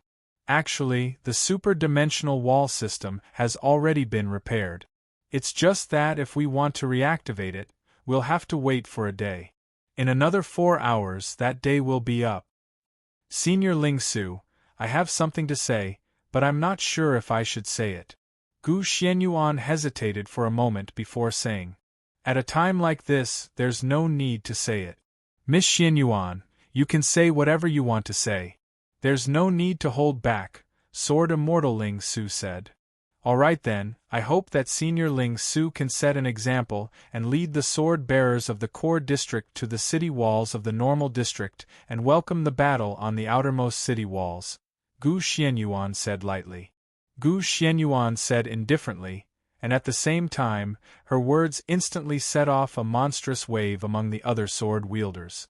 These sword-bearers didn't think that Gu Xianyuan would actually ask them to fight on the outermost city walls. One had to realize that the outermost city walls were no longer protected by the dimensional wall. Once Yuan Ko's army arrived, the sword-bearers would immediately have to engage in hand-to-hand combat with Yuan Ko. In this way, the sword-bearers were bound to suffer extremely heavy casualties. Gu Xuanyuan's words were no different from sending these sword-bearers to their death. Thus, when Gu Xianyuan said this, the entire core district city walls immediately erupted into a frenzy. Almost all the sword-bearers began to curse in low voices. They cursed at Gu Xianyuan for not taking their lives seriously and for wanting them to go to their death. There were even some sword-bearers who waved their fists at Gu Xianyuan and yelled at the top of their lungs. They refused to leave the core district city walls no matter what. They refused to go to the outermost city walls to die for nothing. Seeing that the situation on the walls of the core area was about to collapse, Gu Xianyuan, whose face was filled with rage, suddenly slashed out a sword chi towards the bottom of the wall. A skyscraper that was hundreds of stories tall was instantly turned into dust by Gu Xuanyuan's sword chi, letting out a heaven-shaking collapse sound. The entire city walls instantly quietened down. No one dared to say another word. Gu Xianyuan continued to yell, "The outermost city walls are tall and wide. They are more than 10 times the height of the core district city walls. Furthermore, there are all sorts of defensive equipment on the city walls, unlike the core district city walls which are extremely lacking in defensive equipment. That's because the core district's dimensional wall is completely unable to withstand a single blow from Yuan Ko's army. At most, it will collapse within a few hours. Compared to staying in the core district city walls and staying in the outermost city walls, the difference is only a few hours later in the hand-to-hand combat. In this way, it would be better to rely on the complete defensive facilities of the outermost city walls to fight. And most importantly, if everyone does not defend the outermost city walls, then the normal district will be completely exposed to Yuan Ko's attacks. Those Yuan Ko are very clear about the underground shelters. No matter how deep the shelters are hidden, as long as Yuan Ko wants to find them, he will definitely be discovered. The fall of an underground shelter is a disaster that will result in the extinction of 100,000 people. Do you all want to sit back and watch so many lives die in the hands of Yuan Ko? Gu Xianyuan glanced at all the sword-bearers around her and said in a clear voice, "Everyone enjoys privileges that far surpass ordinary people. Ordinary people are also very dissatisfied with this. We are all humans, so why can the sword-bearers ride on ordinary people? The reason is very simple. It is because the sword-bearers bear responsibilities that ordinary people do not need to bear.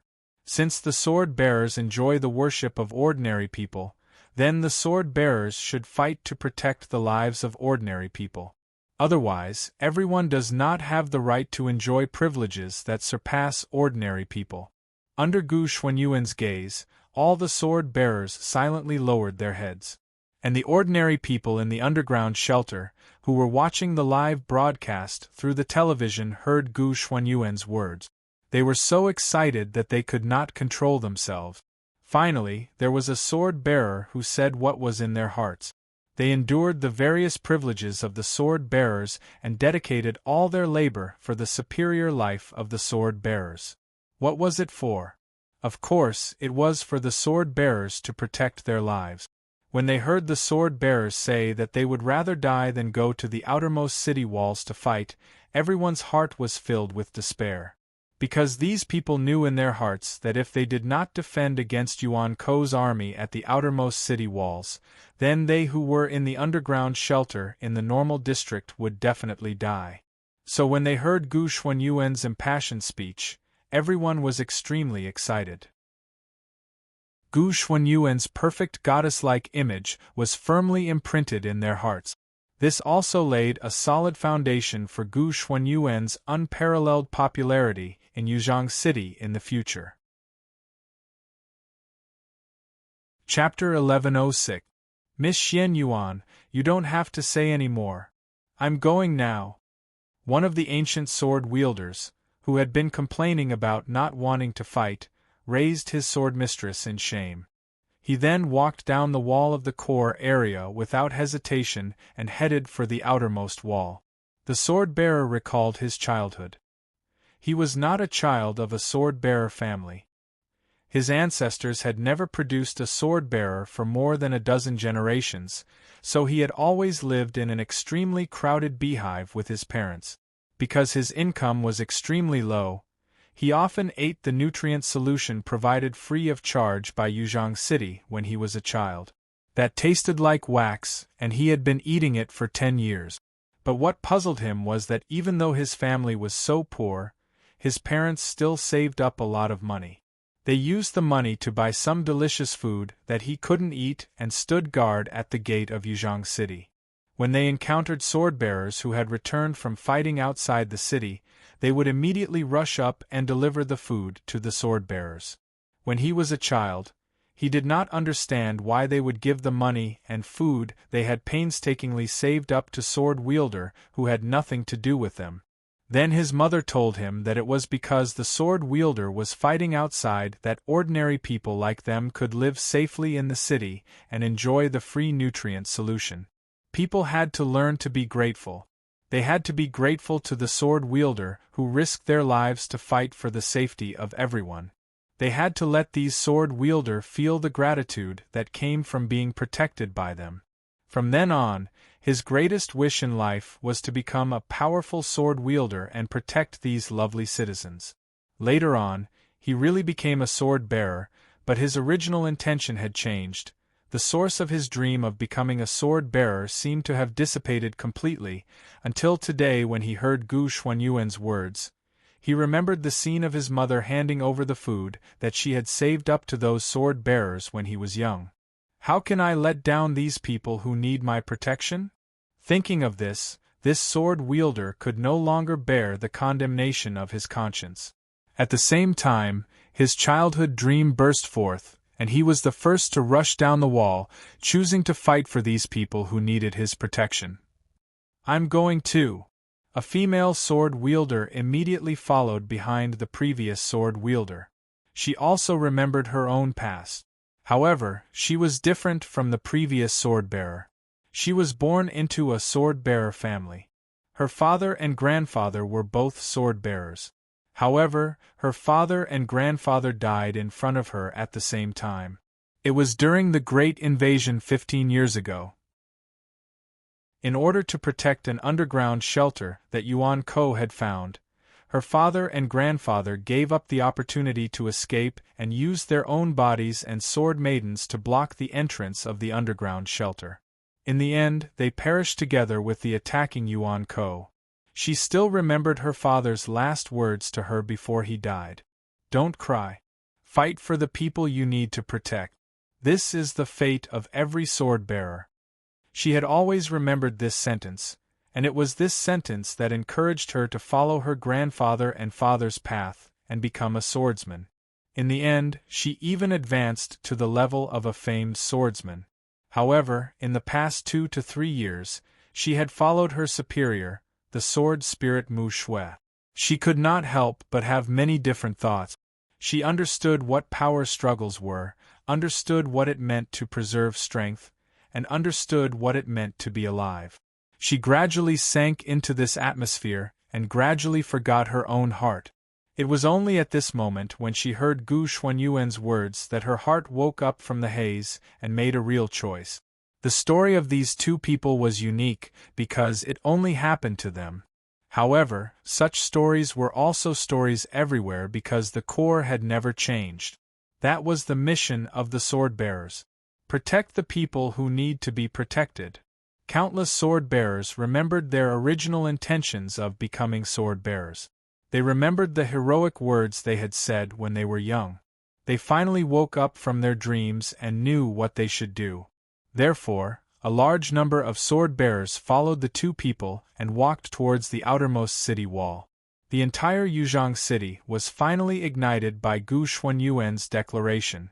They remembered their original intentions and chose to protect the people who needed to be protected. You saved this city. Sword Immortal Ling Su could not describe his current feelings. He silently walked behind Gu Xianyuan. It was as if Gu Xianyuan was the true master of Yuzhong City, an immortal sword-tier sword-bearer, and he was merely a small soldier behind Gu Xianyuan. I did not save them, they chose to save themselves. Gu Xuanyuan's gaze was fixed on the horizon. They are the future of Yuzhong City. I cannot let too many of them die. It's useless. Sword Immortal Ling Su shook his head. No matter how powerful you are only one person. You cannot deal with hundreds of thousands of Yuan Ko. Without the protection of the dimensional barrier, these cute little guys will all pay the price in blood. Don't we still have her? Gu Xianyuan hugged Kong Na, who was already dizzy from hunger, into her arms. She pouted Kong Na's cute little face. Let's go. Aren't you hungry? Anyone who had a husky before would definitely know what it felt like to be walked by a dog. The leash on the dog's leash was pulled tightly.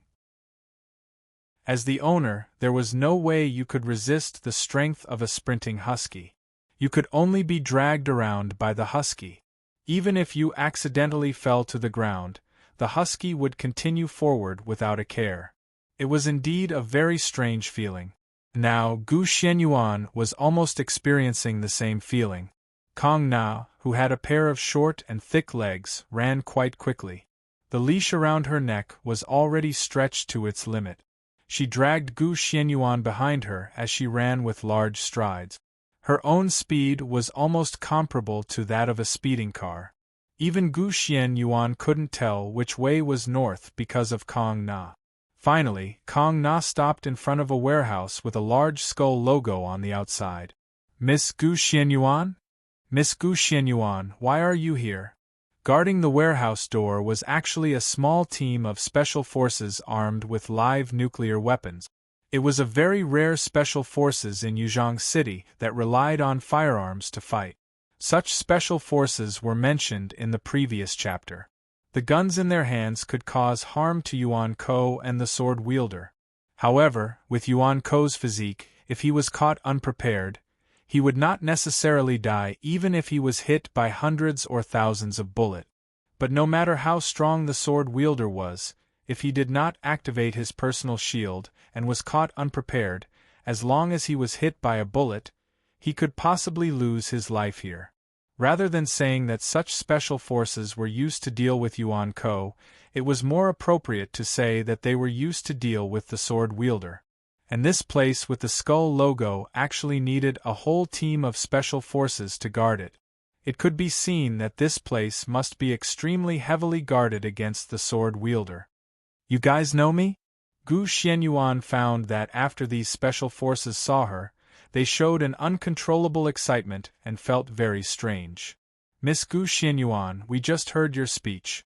What you've said is really great. You've spoken our hearts. If every sword-bearer was as concerned about the safety of us ordinary people as you are, then even if we were to die in the hands of Yuenko, we wouldn't have any complaints. The captain of the special forces said excitedly. It turned out that this was another ordinary person who was influenced by Gu Xuanyuan's speech. What I said is only what every sword wielder should do, you don't have to be so excited.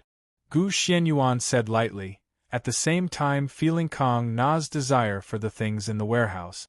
Gu Xianyuan knew that the food that Kong Na spent so much effort to obtain must be in this warehouse.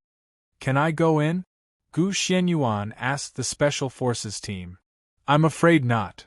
The captain of the Special Forces team looked very awkward. Then what is in this warehouse? You can tell me, Gu Xianyuan said again. That's not a problem.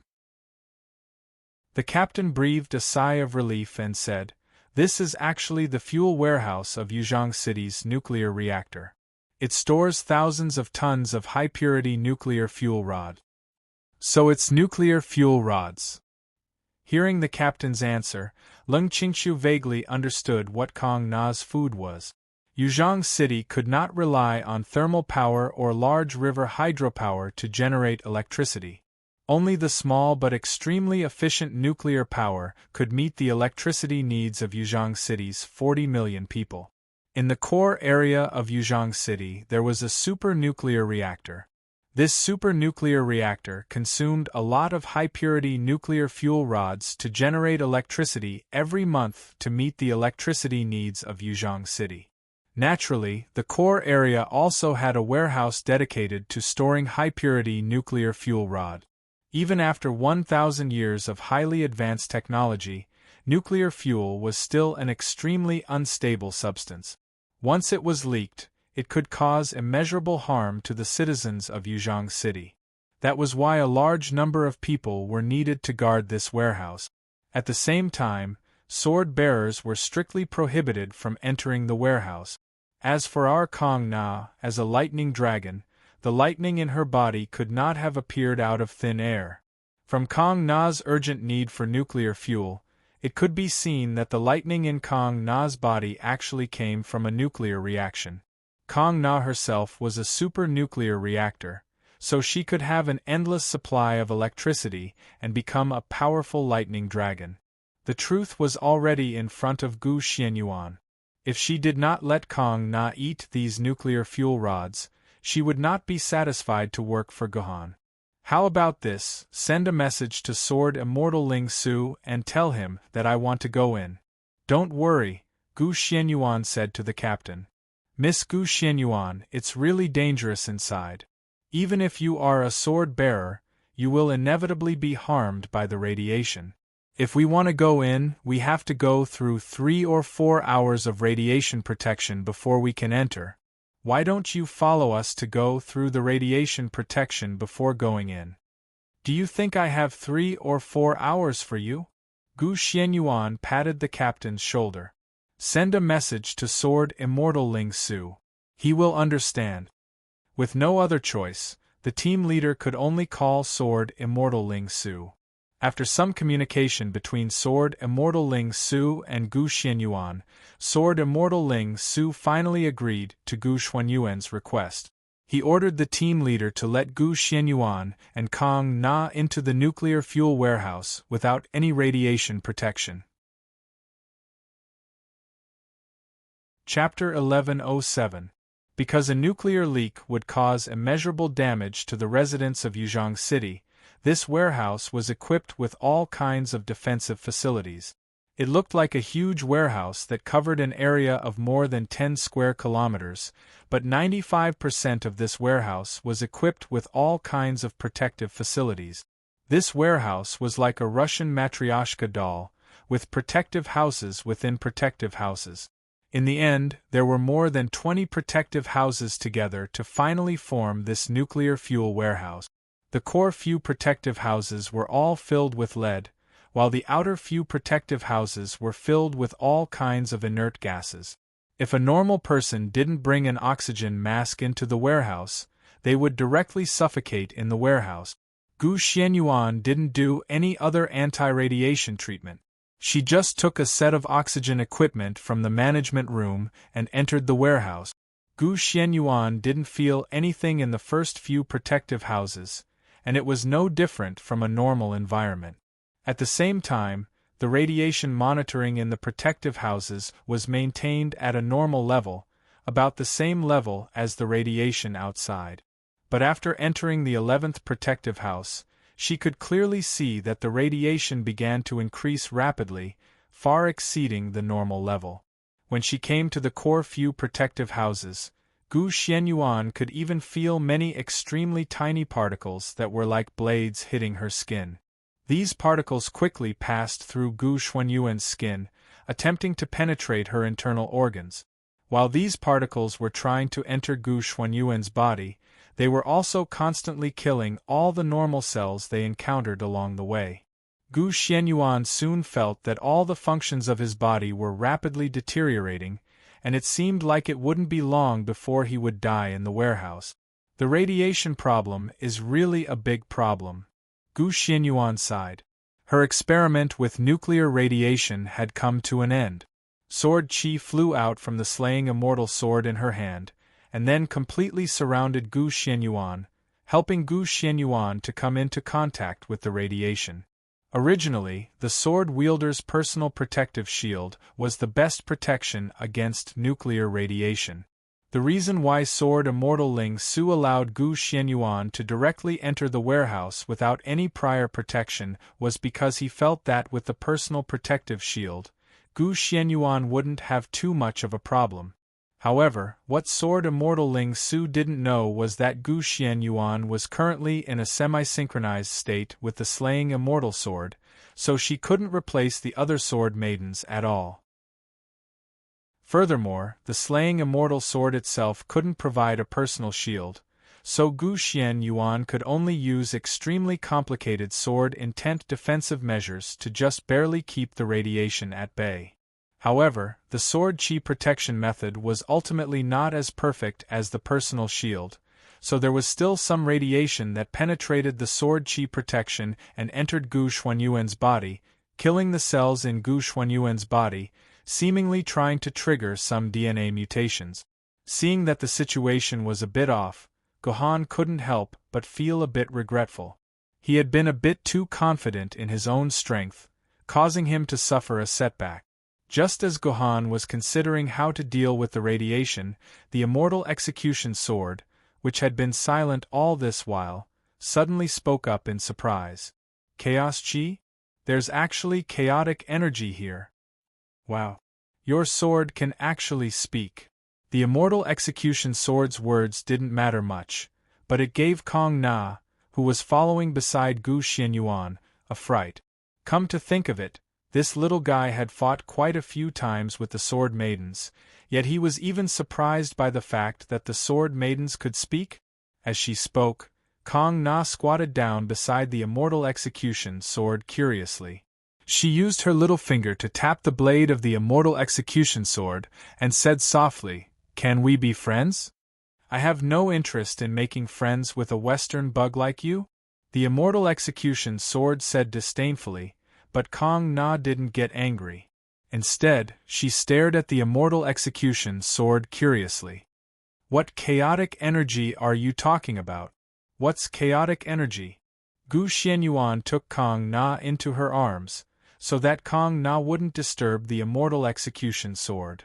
Chaotic energy is the air of the entire world before Pangu separated heaven and earth.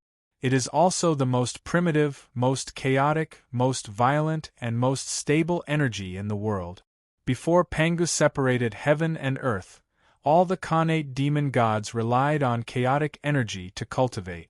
Afterwards, after Pangu separated heaven and earth, chaotic energy gradually disappeared from the world. Only then did cultivators start to cultivate in the so-called immortal Tao, demon Tao, and Buddhist Tao. What they used were merely variations of chaotic energy. True experts only cultivated chaotic energy. The celestial slaying sword explained, and this explanation inadvertently revealed a secret from ancient times. I remember that a portion of chaotic energy was condensed within the soil, eventually forming a solid form and hiding underground. I didn't think that you humans would actually excavate the solid form of chaotic energy, and even use it as an energy source. If those fellows from thousands of years ago were to know about this, I wonder what kind of expression they would have, the immortal execution sword said with a hint of self-mockery. Sometimes I really can't understand this world. Hearing the words of the immortal execution sword, Gu Xuanyuan's face was filled with helplessness. Wasn't it said that the human world before the Great Calamity didn't have any power that surpassed nature? Everything was just superstition.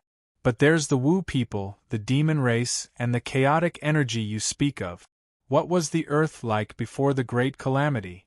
The Wu people, the demon race, and the gods and Buddhas you speak of, are they imaginary visitors from the second dimension, or did they really exist in history? Is our existence not enough to prove that it's real?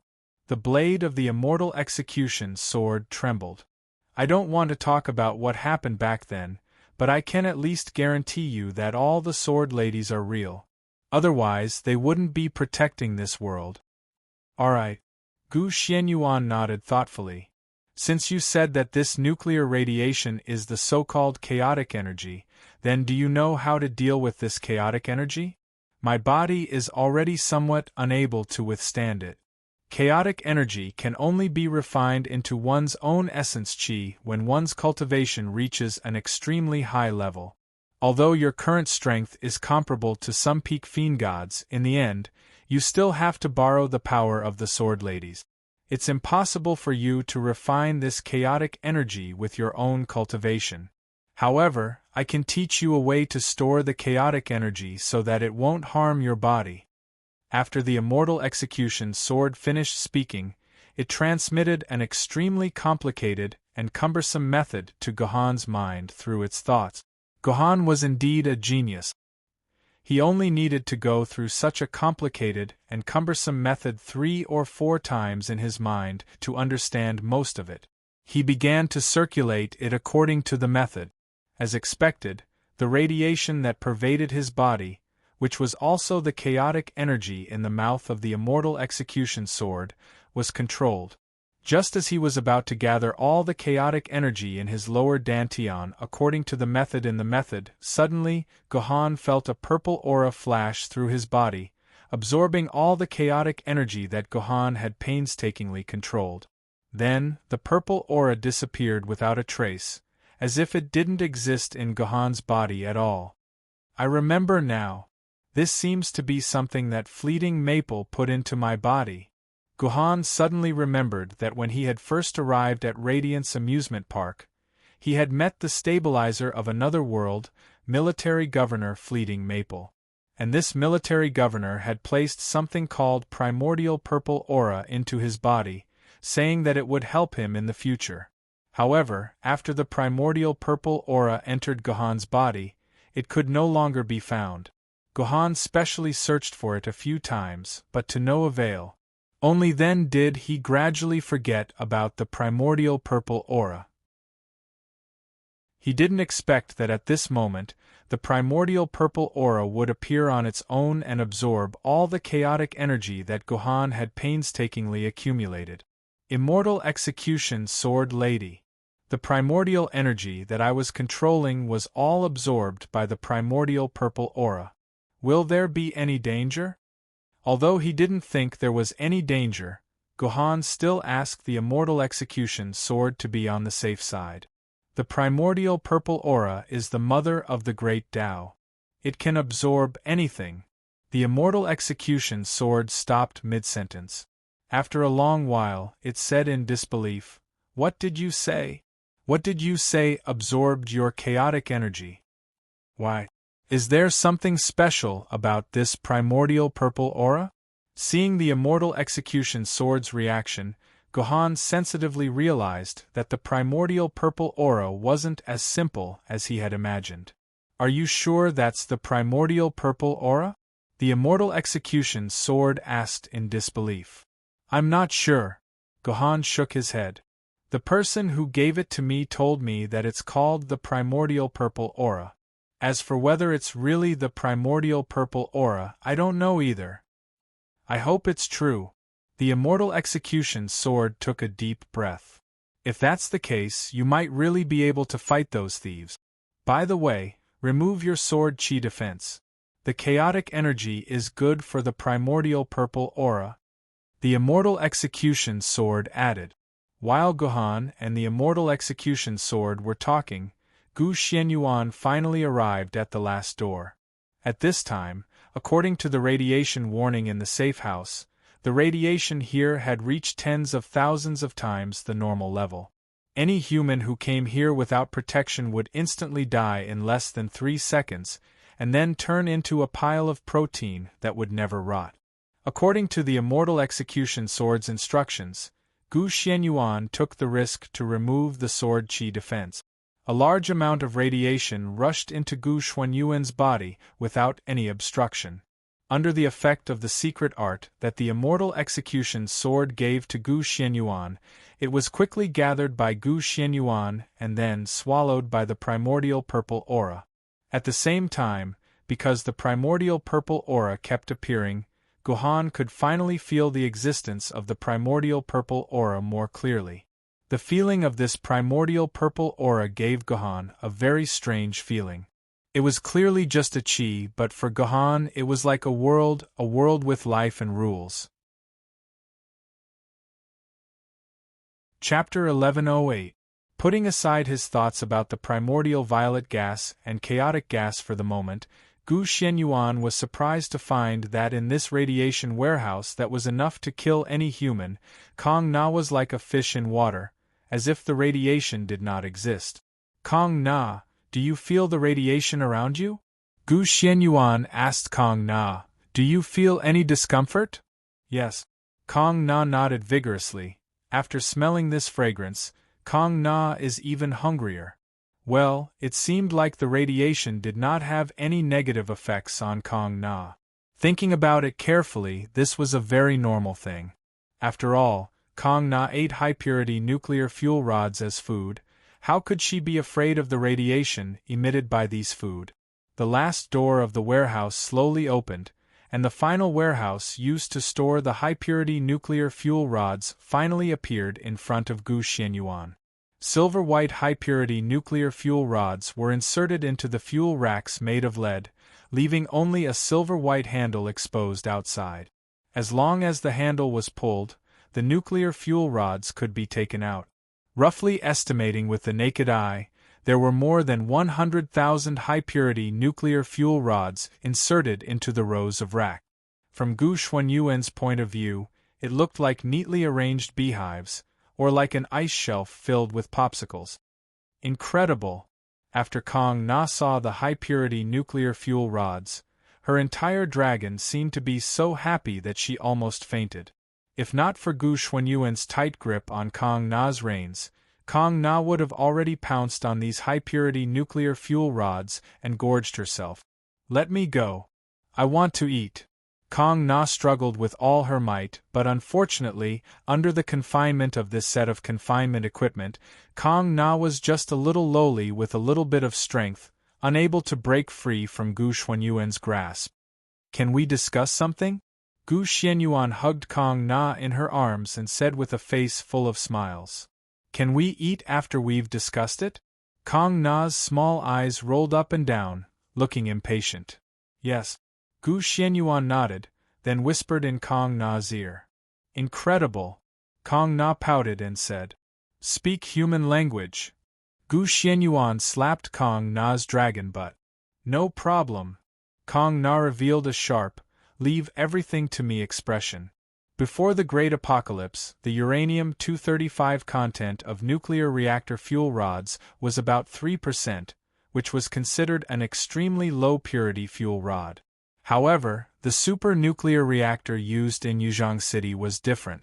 This nuclear reactor required nuclear fuel rods with a content of more than 95% uranium-235 to work properly.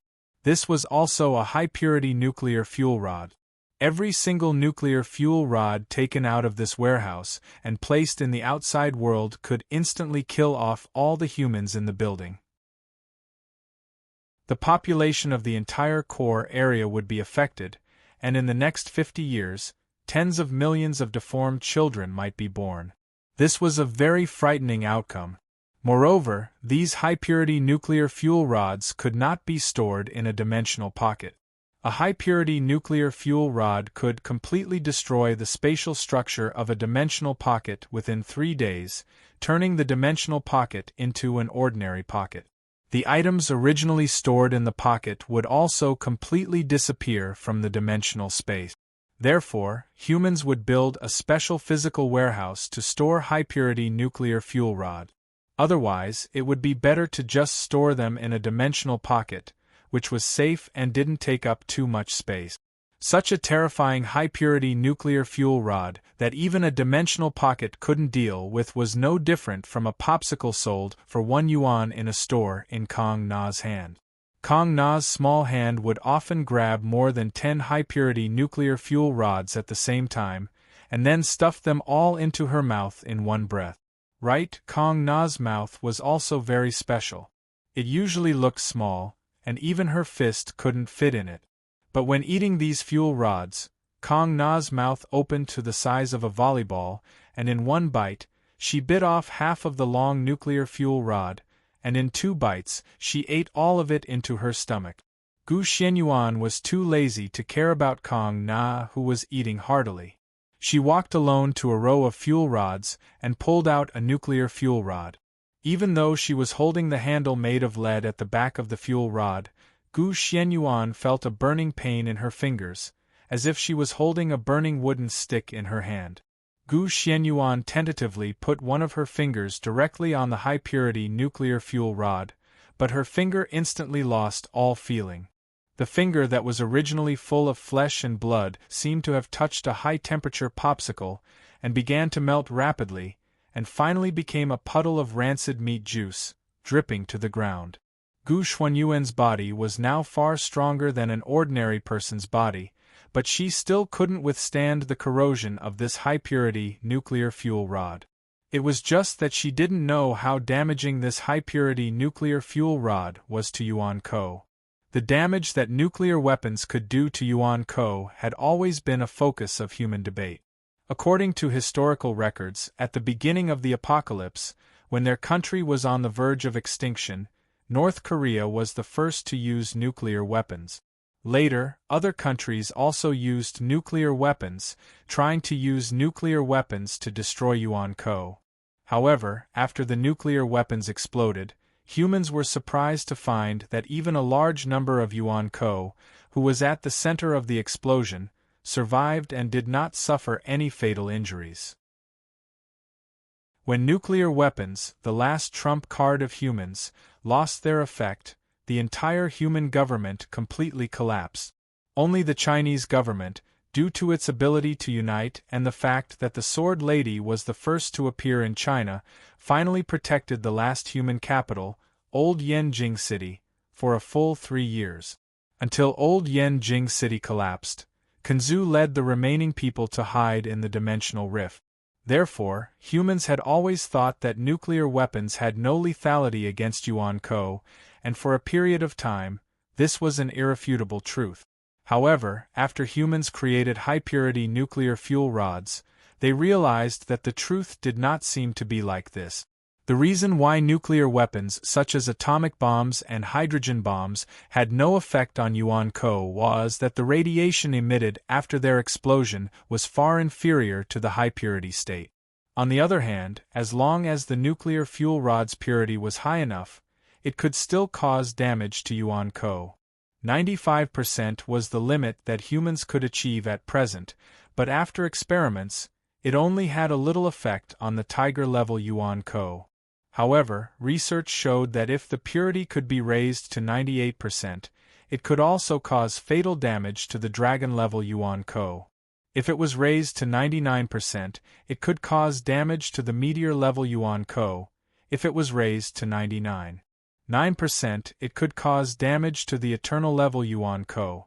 In any case, if the concentration of nuclear fuel could be raised to 100%, then even the desolate-level Yuan Ko would have the ability to kill it.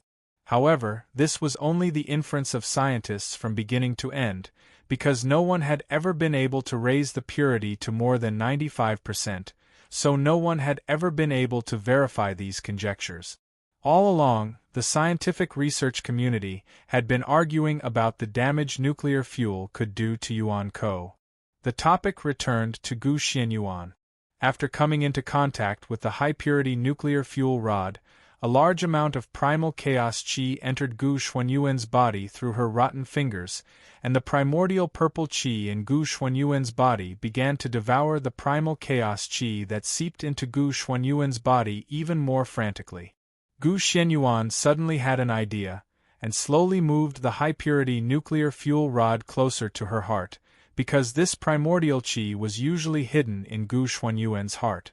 Gu Xianyuan really wanted to know what would happen if the primordial purple chi came into direct contact with the high-purity nuclear fuel rod.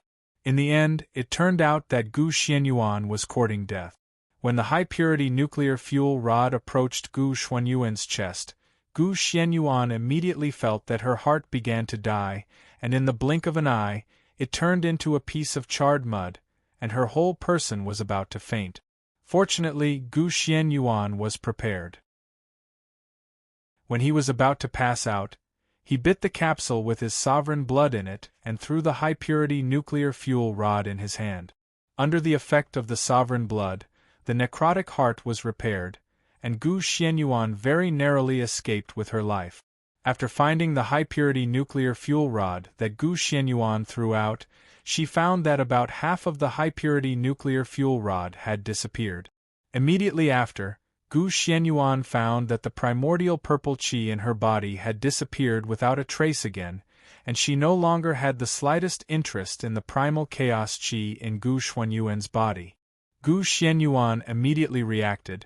It should be that the primordial purple chi had devoured the half of the high-purity nuclear fuel rod that had lost, causing the primordial purple chi to be completely full, and no longer had any interest in the primal chaos chi that did not fill its stomach. After discovering this, Gu Xianyuan understood that she could not stay in this warehouse any longer. Otherwise, if the primal chaos chi in her body accumulated too much, it was very likely that it would cause unavoidable damage to her body. Gu Xianyuan did not want to waste too much of her precious sovereign blood on these things.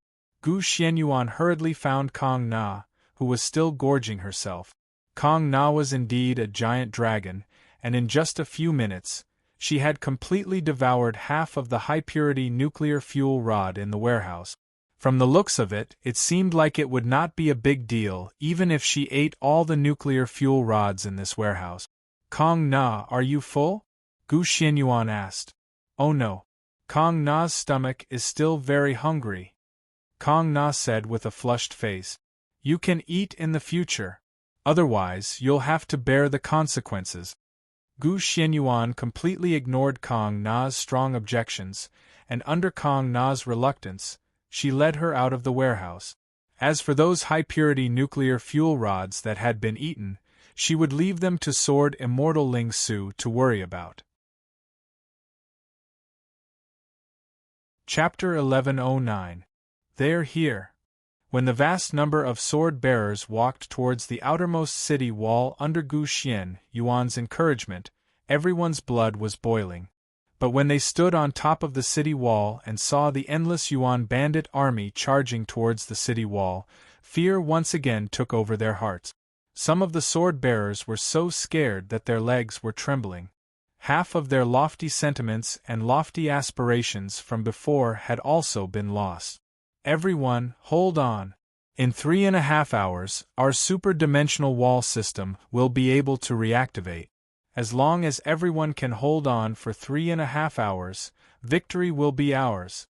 Sword Immortal Ling Su's passionate voice was transmitted to every sword-bearer's ears through their personal gadgets. What people feared the most was a cave with no end and a dark night with no dawn. They had to leave a sliver of hope so that they would have the desire to continue living. This time limit of 3.5 hours was every sword-bearer's hope to continue fighting. Even though they knew that more than half of the sword-bearers would die on the city wall after 3.5 hours. These humans still have some courage. Their turtle shells are gone, but they still dare to stand guard on the city wall. An ugly monster that looked like he had crawled out of hell gazed at the city wall in the distance. His name was Archimond, and he was a U-rank Yuan Ko from the Western Demon Beast faction. He was responsible for commanding all of the Western Demon Beast faction's forces attacking Yuzhong City. Archimonde, never underestimate humans. This is my advice to you as a human. A general seated on a silver-white unicorn frowned at the ugly Archimonde, wielding a greatsword. He was the commander of the Martyr's Palace's forces attacking Yuzhong City. At the same time, he was also a U-rank Yuan Ko, one of the 10 kings of the Martyr's Palace. If it wasn't for the fact that we have to take down this damned city, I really don't want to see you again, Alexander. I'm not done with Arthas yet, Archimonde said angrily. It was Arthas's choice to turn back into a human. He has already been redeemed. He is now a member of the Martyr's Palace. He is no longer your Lich King. Alexander said with a frown. Nonsense. If it weren't for our Burning Legion, Arthas would just be a useless human. He wouldn't have the ability to become a meteor master. Archimonde and Alexander were about to start arguing over Arthas. Aya, do you want to drink some good wine to soothe your throats? A voluptuous, beautiful woman with a pair of watermelon-like opies on her chest walked between Archimonde and Alexander. She held a wine flask in her hand as she drunkenly asked the two of them. Archimonde and Alexander gulped at the same time when they saw the pair of frighteningly large weapons on her chest. They couldn't help but turn their heads away to avoid being tempted by the pair of breasts. Aya, are you really not going to drink? The beautiful woman gulped down another mouthful of wine. Your Excellency, feathered serpent god, please behave yourself. Look at the situation now. Don't forget about your sister. Alexander muttered. It turned out that this giant opie that suddenly appeared was actually feathered serpent god, one of the famous Ian-level Yuan Ko of the Western divine system. She was also the Yuan Ko who was responsible for leading the Western divine system's army. If you mention my sister again, I will kill you. In the blink of an eye, feathered serpent god appeared behind Alexander. As her world-class opies pressed against Alexander's back, her incomparably sharp dragon claws gripped Alexander's neck. Sorry. Alexander was a universe-level Yuan Ko, and feathered serpent god was an Ian-level Yuan Ko.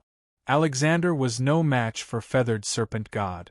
Even though he was a king who had once unified half of the Eurasian continent, in front of feathered serpent god's powerful strength, he had no choice but to admit defeat.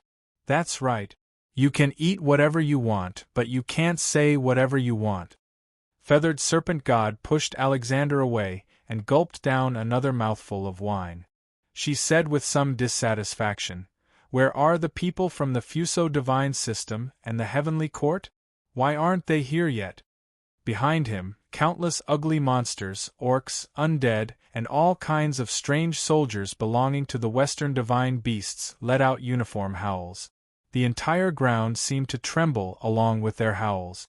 Behind Alessandro was an endless phalanx of infantry. Each infantryman was holding a huge spear that was over 5 meters long. All the infantrymen were lined up in neat phalanxes. None of them spoke. They just stood still like statues. This was the Macedonian phalanx that Alexander the Great used to dominate the world. It was also the main force that the Martyr's Palace had sent to attack Yuzhong City. Of course, apart from the infantry, there were also many cavalry, light infantry, archers, and other types of soldiers. This was definitely one of the most powerful phalanxes of this era. As for the troops brought by Quetzalcoatl, they were much more chaotic and complicated.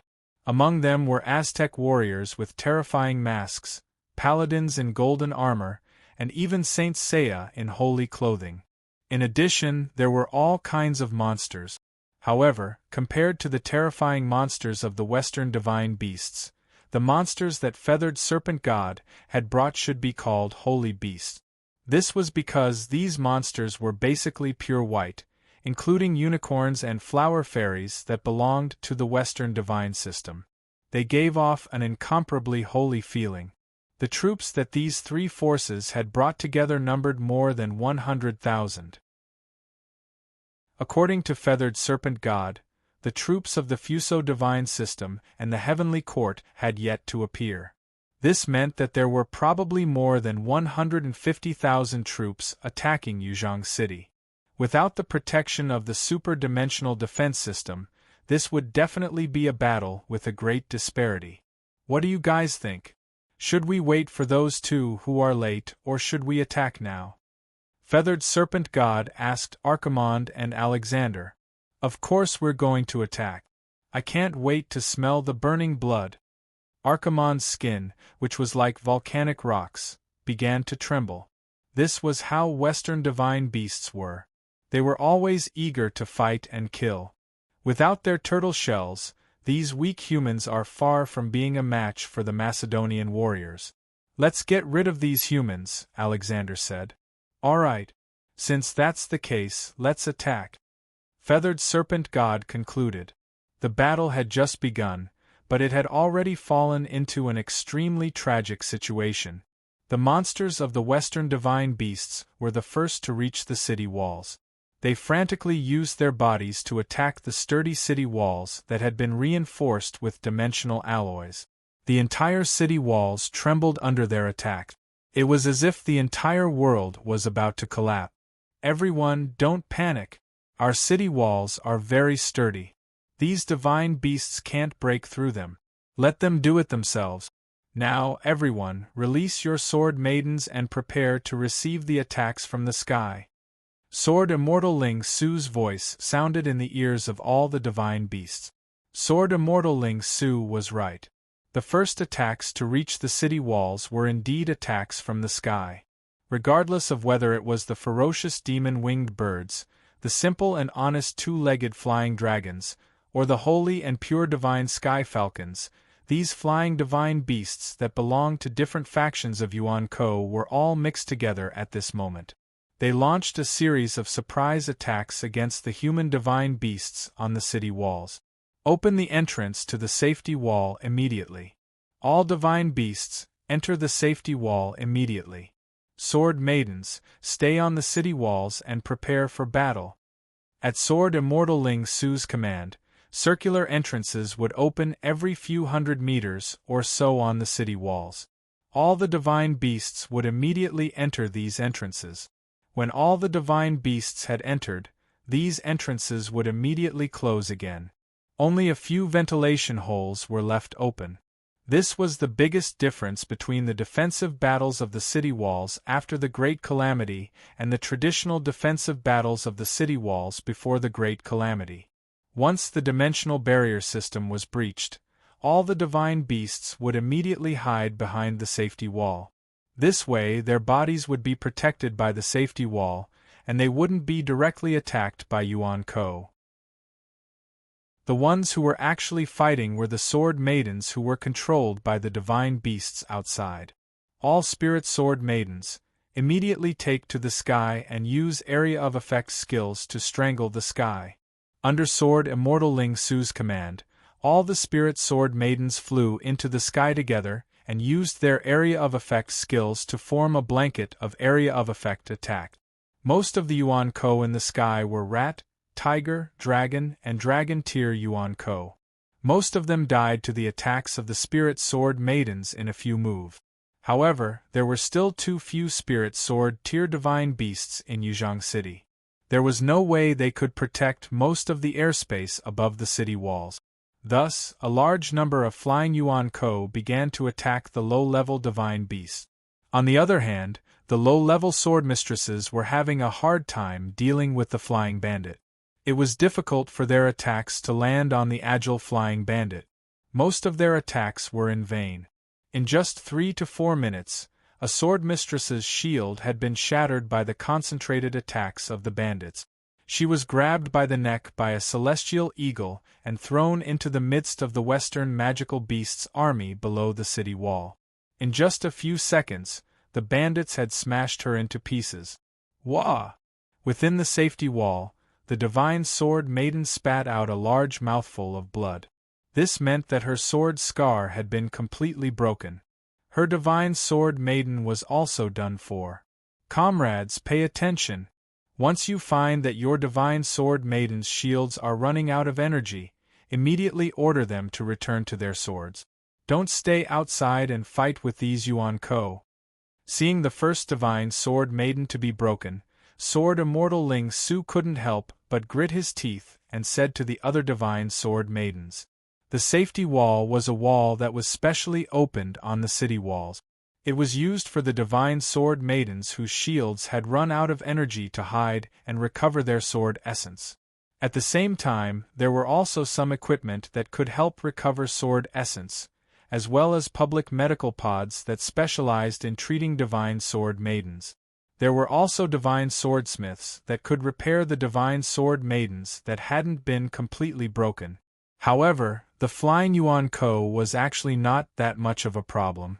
The flying Yuan Ko's attack power wasn't high, and it didn't last long. In the short term, the actual threat to the divine sword maidens was not high. The real threat to the divine sword maidens was the Yuan Ko that climbed up the city walls. Once these Yuan Ko reached the top of the city walls, they would immediately pose a fatal threat to the divine sword maidens. At this time, a Saint Seiya in silver-white armor had unknowingly climbed up the city walls and entered the divine sword maidens. Chapter 11:10. The battle was going on in a tragic way. Since the dimensional wall had lost its protection, the battle finally took place on the city wall. Tens of thousands of sword maidens and Yuan Ko fought fiercely on the city wall that was more than 200 kilometers long. In the beginning, the sword maidens still had the advantage of numbers on the city wall. They killed a large number of Yuan Ko. However, as more and more Yuan Ko climbed onto the city wall, the sword maidens were at a disadvantage in terms of numbers.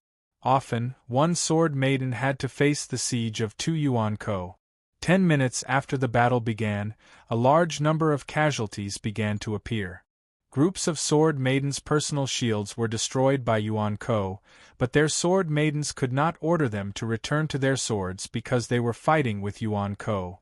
When they were in contact with Yuan Ko, it was impossible to order them to return to their swords.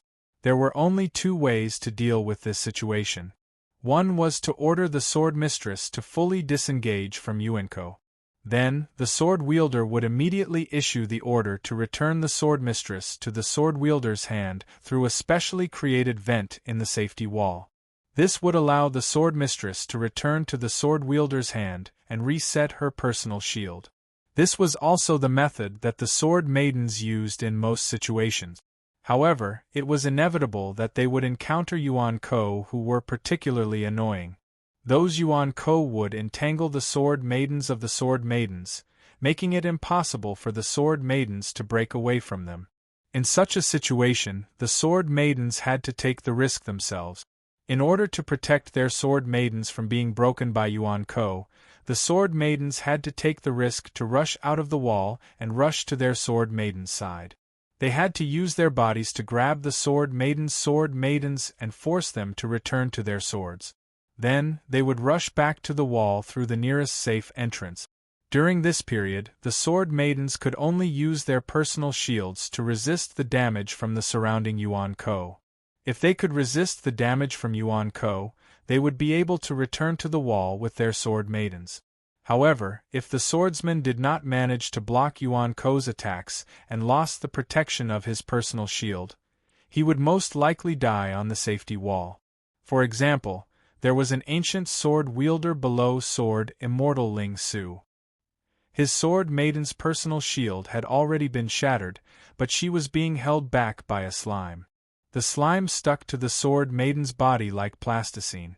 Beside the slime was a kobold who continuously swung his great axe at the sword maiden's body. The sword maiden's durability was rapidly decreasing. If she could not return to the safety wall soon, the sword maiden would be broken into 2. At that moment, an exit appeared on the wall closest to the sword maiden. The wielder of the sword maiden sprinted towards the sword maiden at the fastest speed he could muster. Along the way, he used his personal shield to resist many attacks. Finally, he got close to the sword maiden. He placed his left hand on the sword maiden's shoulder, and the sword maiden instantly transformed back into a sword. Only then did he escape from the slime's entanglement. However, even though the wielder tried his best to escape back to the safety wall, he was only an ancient sword wielder, and a young one at that. He did not have much sword essence, and his personal shield could not withstand the attacks of the other Yuan-ko. Finally, when he was about 10 meters away from the entrance of the safety wall, he was simultaneously pressed to the ground by 2 Yuan-kos, and his personal shield was shattered. Shui Lan, you must live well and wait for your next master. The swordsman knew he couldn't escape. At the last moment of his life, he used all his strength to throw the swordswoman into the entrance of the safety wall. In the next second, his body was torn in half by the 2 bandits, and he died on the wall with his flesh and blood smeared all over. This was not an isolated case on the battlefield. Almost every minute, there were 3 or 4 wielder who died while trying to save their sword maidens. Even if they were lucky enough to save their sword maidens, this was only one reincarnation. Once the sword maiden reforged her personal shield on the wall, the sword maiden would have to fight her way out of the wall to fight Yuan-ko again. Once the energy of the personal shield was depleted, she would have to repeat the process of being rescued by her sword wielder. One should not think that hiding behind the safety wall was safe. The protection of the safety wall was only for those below the dragon rank Yuan-ko. If a dragon rank or above Yuan-ko stepped onto the safety wall, then this Yuan-ko could completely destroy the outer walls of the safety wall. In this way, all the wielder and swordsmen within the safety wall would be caught like turtles in a jar, and the safety wall would become a wall of death for them. Sword Immortal Ling Su did not hide behind the safety wall. He continued to hover in the air, relying on the strength of his personal shield. He used his Wangshu sword to fight on the city wall, while using his spirit sword maidens to fight the flying Yuan-kos in the air. However, Sword Immortal Ling Su's swordsmanship was very bad. He only knew some basic swordsmanship movements. However, because Sword Immortal Ling Su was fast enough, his attacks were strong enough, and his personal shield had enough energy, no matter how bad his swordsmanship was, the flying Yuan-kos were not a match for a single attack from Sword Immortal Ling Su. They all died to Sword Immortal Ling Su's sword. However, Sword Immortal Ling Su was still a layman in swordsmanship. Against these flying Yuan-kos, he was not even as fast as a famed sword-rank sword maiden. However, it was still better than nothing. While fighting, Sword Immortal Ling Su was also constantly paying attention to the situation on the city wall that the highest artificial intelligence had collected. 15 minutes had passed since the beginning of the battle. A conservative estimate was that over 1,000 artificial sword maidens had been destroyed, and over 100 sword bearers had died on the city wall. If this continues, we might be able to hold on for 3.5 hours. Sword Immortal Ling Su estimated the rate of casualties and thought optimistically. Unfortunately, Sword Immortal Ling Su's optimism soon faded. This was because a domineering figure in silver armor suddenly appeared on the city wall. With a light wave of the spear in his hand, the shields of the dozens of sword maidens around him were all shattered in an instant. Their bodies were reduced to ashes, leaving only a pile of broken swords on the city wall. With just the power of a single spear, these sword maidens were all destroyed. They didn't even have the slightest ability to resist. It's U-level Yuan-ko, Alexander the Great. Sword Immortal Ling Su's pupils contracted as he recognized this silver-armored Yuan-ko. Sword Immortal Ling Su knew very well that he couldn't allow this U-level Yuan-ko to continue killing as he pleased on the city wall. Otherwise, most of the sword maidens would be destroyed by his hands. Wangshu Sword Maiden. I'm counting on you. Sword Immortal Ling Su had no choice but to immediately summon the Wangshu Sword Goddess, who was on the other side, to teleport to Alisanda's side. Right now, only the Wangshu Sword Goddess, who was also an immortal sword maiden, could battle Alisanda. Although the Wangshu Sword Lady was able to quickly tie down Alisanda, preventing him from attacking the other weaker sword ladies, the Wangshu sword lady soon showed signs of fatigue under Alisanda's attacks. In just 2 to 3 minutes, she was completely suppressed, and the power of her personal barrier began to plummet rapidly. Damn it, I've expended too much energy fighting that giant dragon just now. The Wangshu Sword Maiden is no longer a match for this U-level Yuan Ko. Sword Immortal Ling Su said through gritted teeth. In order to defeat Kong Na, Sword Immortal Ling Su had already expended all of his reserves. This wasn't just a simple depletion of sword essence. Instead, he had also expended the essence within his body. This kind of loss couldn't be recovered without a month or two. Thus, the Wangshu Sword Maiden was naturally at a disadvantage. If she continued to fight Alexander like this, the Wangshu Sword Maiden would lose sooner or later. Sword Immortal Ling Su was so worried about this that he didn't even notice the faint ripples in the air around him. Arkarans easily arrived at Sword Immortal Ling Su's side. Sword Immortal Ling Su didn't even have time to react before he was struck by Arkaran's finger of death. Sword Immortal Ling Su's entire body was instantly sent flying, crashing heavily into the city wall. The energy of the protective shield around him was instantly depleted by about 10%. The finger of death was one of Arkaran's most famous techniques. The effect of this technique was very simple and violent. In an instant, it dealt a massive amount of burning damage to his opponent. What was even more terrifying was that this technique couldn't be dodged. The only shortcoming was that it had a relatively short casting range. Arkarans had to be within 100 meters of his opponent before he could use this technique. If it wasn't for the fact that Sword Immortal Ling Su was distracted and didn't have time to hide in the void, Arkaran's finger of death wouldn't have struck him so easily. Oh no! In the instant that he was struck by the finger of death, Sword Immortal Ling Su understood that he was already in an extremely terrible situation. This was because the finger of death also had an extremely terrifying effect. That was, it could temporarily seal the ability of the target to hide in the void. This also meant that after being struck by the finger of death, Sword Immortal Ling Su wouldn't be able to hide in the void for a short period of time to avoid Arkaran's continued attack. With Sword Immortal Ling Su's shoddy swordsmanship, how could he possibly avoid Arkaran's entanglement? Arkaran's finger of death had depleted 10% of the energy of Sword Immortal Ling Su's shields. In a situation where he couldn't hide in the void, Sword Immortal Ling Su even doubted whether he could last more than 10 minutes under Arkaran's direct attack. At this time, Sword Immortal Ling Su's best response was to escape. As long as Sword Immortal Ling Su could escape into the dimensional wall of the core area, he could borrow the protection of the dimensional wall of the core area to prevent Arkarans from attacking him.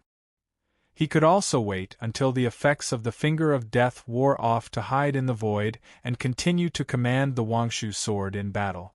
However, Sword Immortal Ling Su was also very clear that if he really hid in the core area, then Arkarans, who had lost the control of the Immortal Sword Tier Swordsman, would unhesitatingly attack the sword ladies on the city wall. The safety wall wouldn't be able to withstand a single blow from Arkarans, a Yun-level swordsman like Yuan Ko. At that time, there would definitely be a large number of sword ladies and swordsman casualties. This would undoubtedly be a devastating blow to the swordsmen fighting on the city wall of Yuzhong City. Forget it. I'll just leave these old bones here. Just as Sword Immortal Ling Su was preparing to fight to the death with Arkarans, a sword chi that Sword Immortal Ling Su was extremely familiar with descended from the sky. Arkarans had made the same mistake as Sword Immortal Ling Su just now. All his attention was focused on Sword Immortal Ling Su, and he didn't even notice that a sharp sword chi had shot out from above his head. This distraction was a fatal blow to Arkarans. The sword chi easily chopped off Arkaran's arm, and the sky was filled with red magma-like blood that sprayed out. In the blink of an eye, Arkarans had become a cripple. Chapter 11:11. Who is it?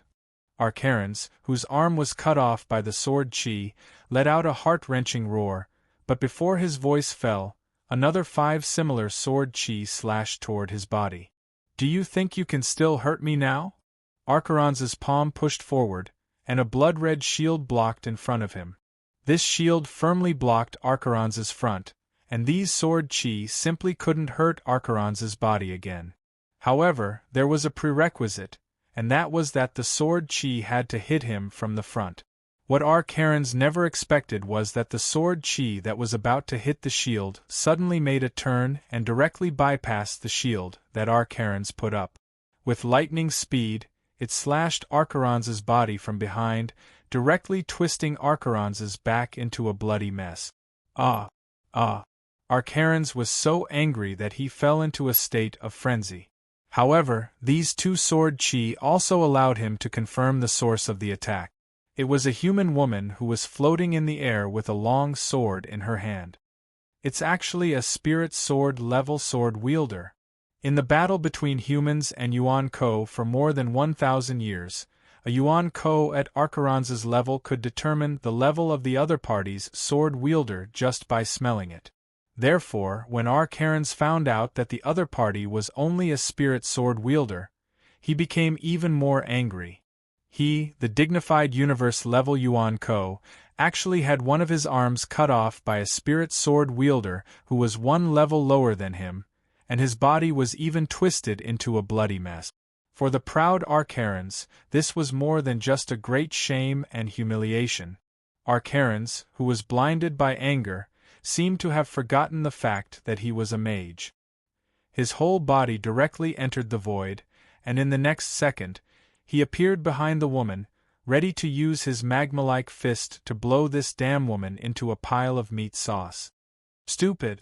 Gu Xianyuan, who was initially worried that Archaron's would hide in the void and attack him, realized that the other party had actually lost his mind and wanted to engage in close combat with him, was simply overjoyed. The human's information clearly stated that Archimonde was a powerful universe-state mage, Yuan Ko. He was a dual-elemental mage of darkness and destruction, and his long-range attacks were unparalleled. He could even stand shoulder to shoulder with some universe-state Yuan Ko. However, the general rule of every world was that the physical strength of a mage was far from being comparable to the strength of their spells. Even the most powerful mage would find it hard to escape the fate of being killed by a warrior in close combat. Now that Archaron's had lost his mind, he was so eager for revenge that he actually rushed in front of Gu Xianyuan, wanting to play hand-to-hand combat with Gu Xianyuan. How could Gu Xianyuan not be overjoyed? As a result, in the next few minutes, Archaron's suffered the most miserable battle of his life. He originally wanted to use his fists to deal with the opponent, but he was stunned to find that he couldn't even touch the opponent's body, but the opponent could attack him from all kinds of angles and all kinds of strange positions. What made Archaron's especially frightened was that the sword in the opponent's hand didn't seem like a spirit sword wielder at all. Archaron's skin made of magma was so fragile in front of this sword that it couldn't withstand a single blow. This sword could easily pierce his body, taking away a large amount of his blood and magic. Archaron's had only seen such a terrifying defense-breaking ability on some peak Immortal Sword Maidens, or Emperor Sword Maidens. Archaron's, who was aware of this situation, was anxious to get out of this terrible situation, and also wanted to use some instantaneous spells to take away the opponent's life, but the opponent seemed to be able to predict all of his actions. Every time Archaron's was about to release a spell, the opponent's sword would be able to perfectly attack the position of his demon core, forcing Archaron's to have no choice but to urgently move his demon core. However, in this way, the spell that Archaron's wanted to cast was also interrupted by the opponent. Sword Immortal Ling Su looked at the battle in the sky with incomparable amazement.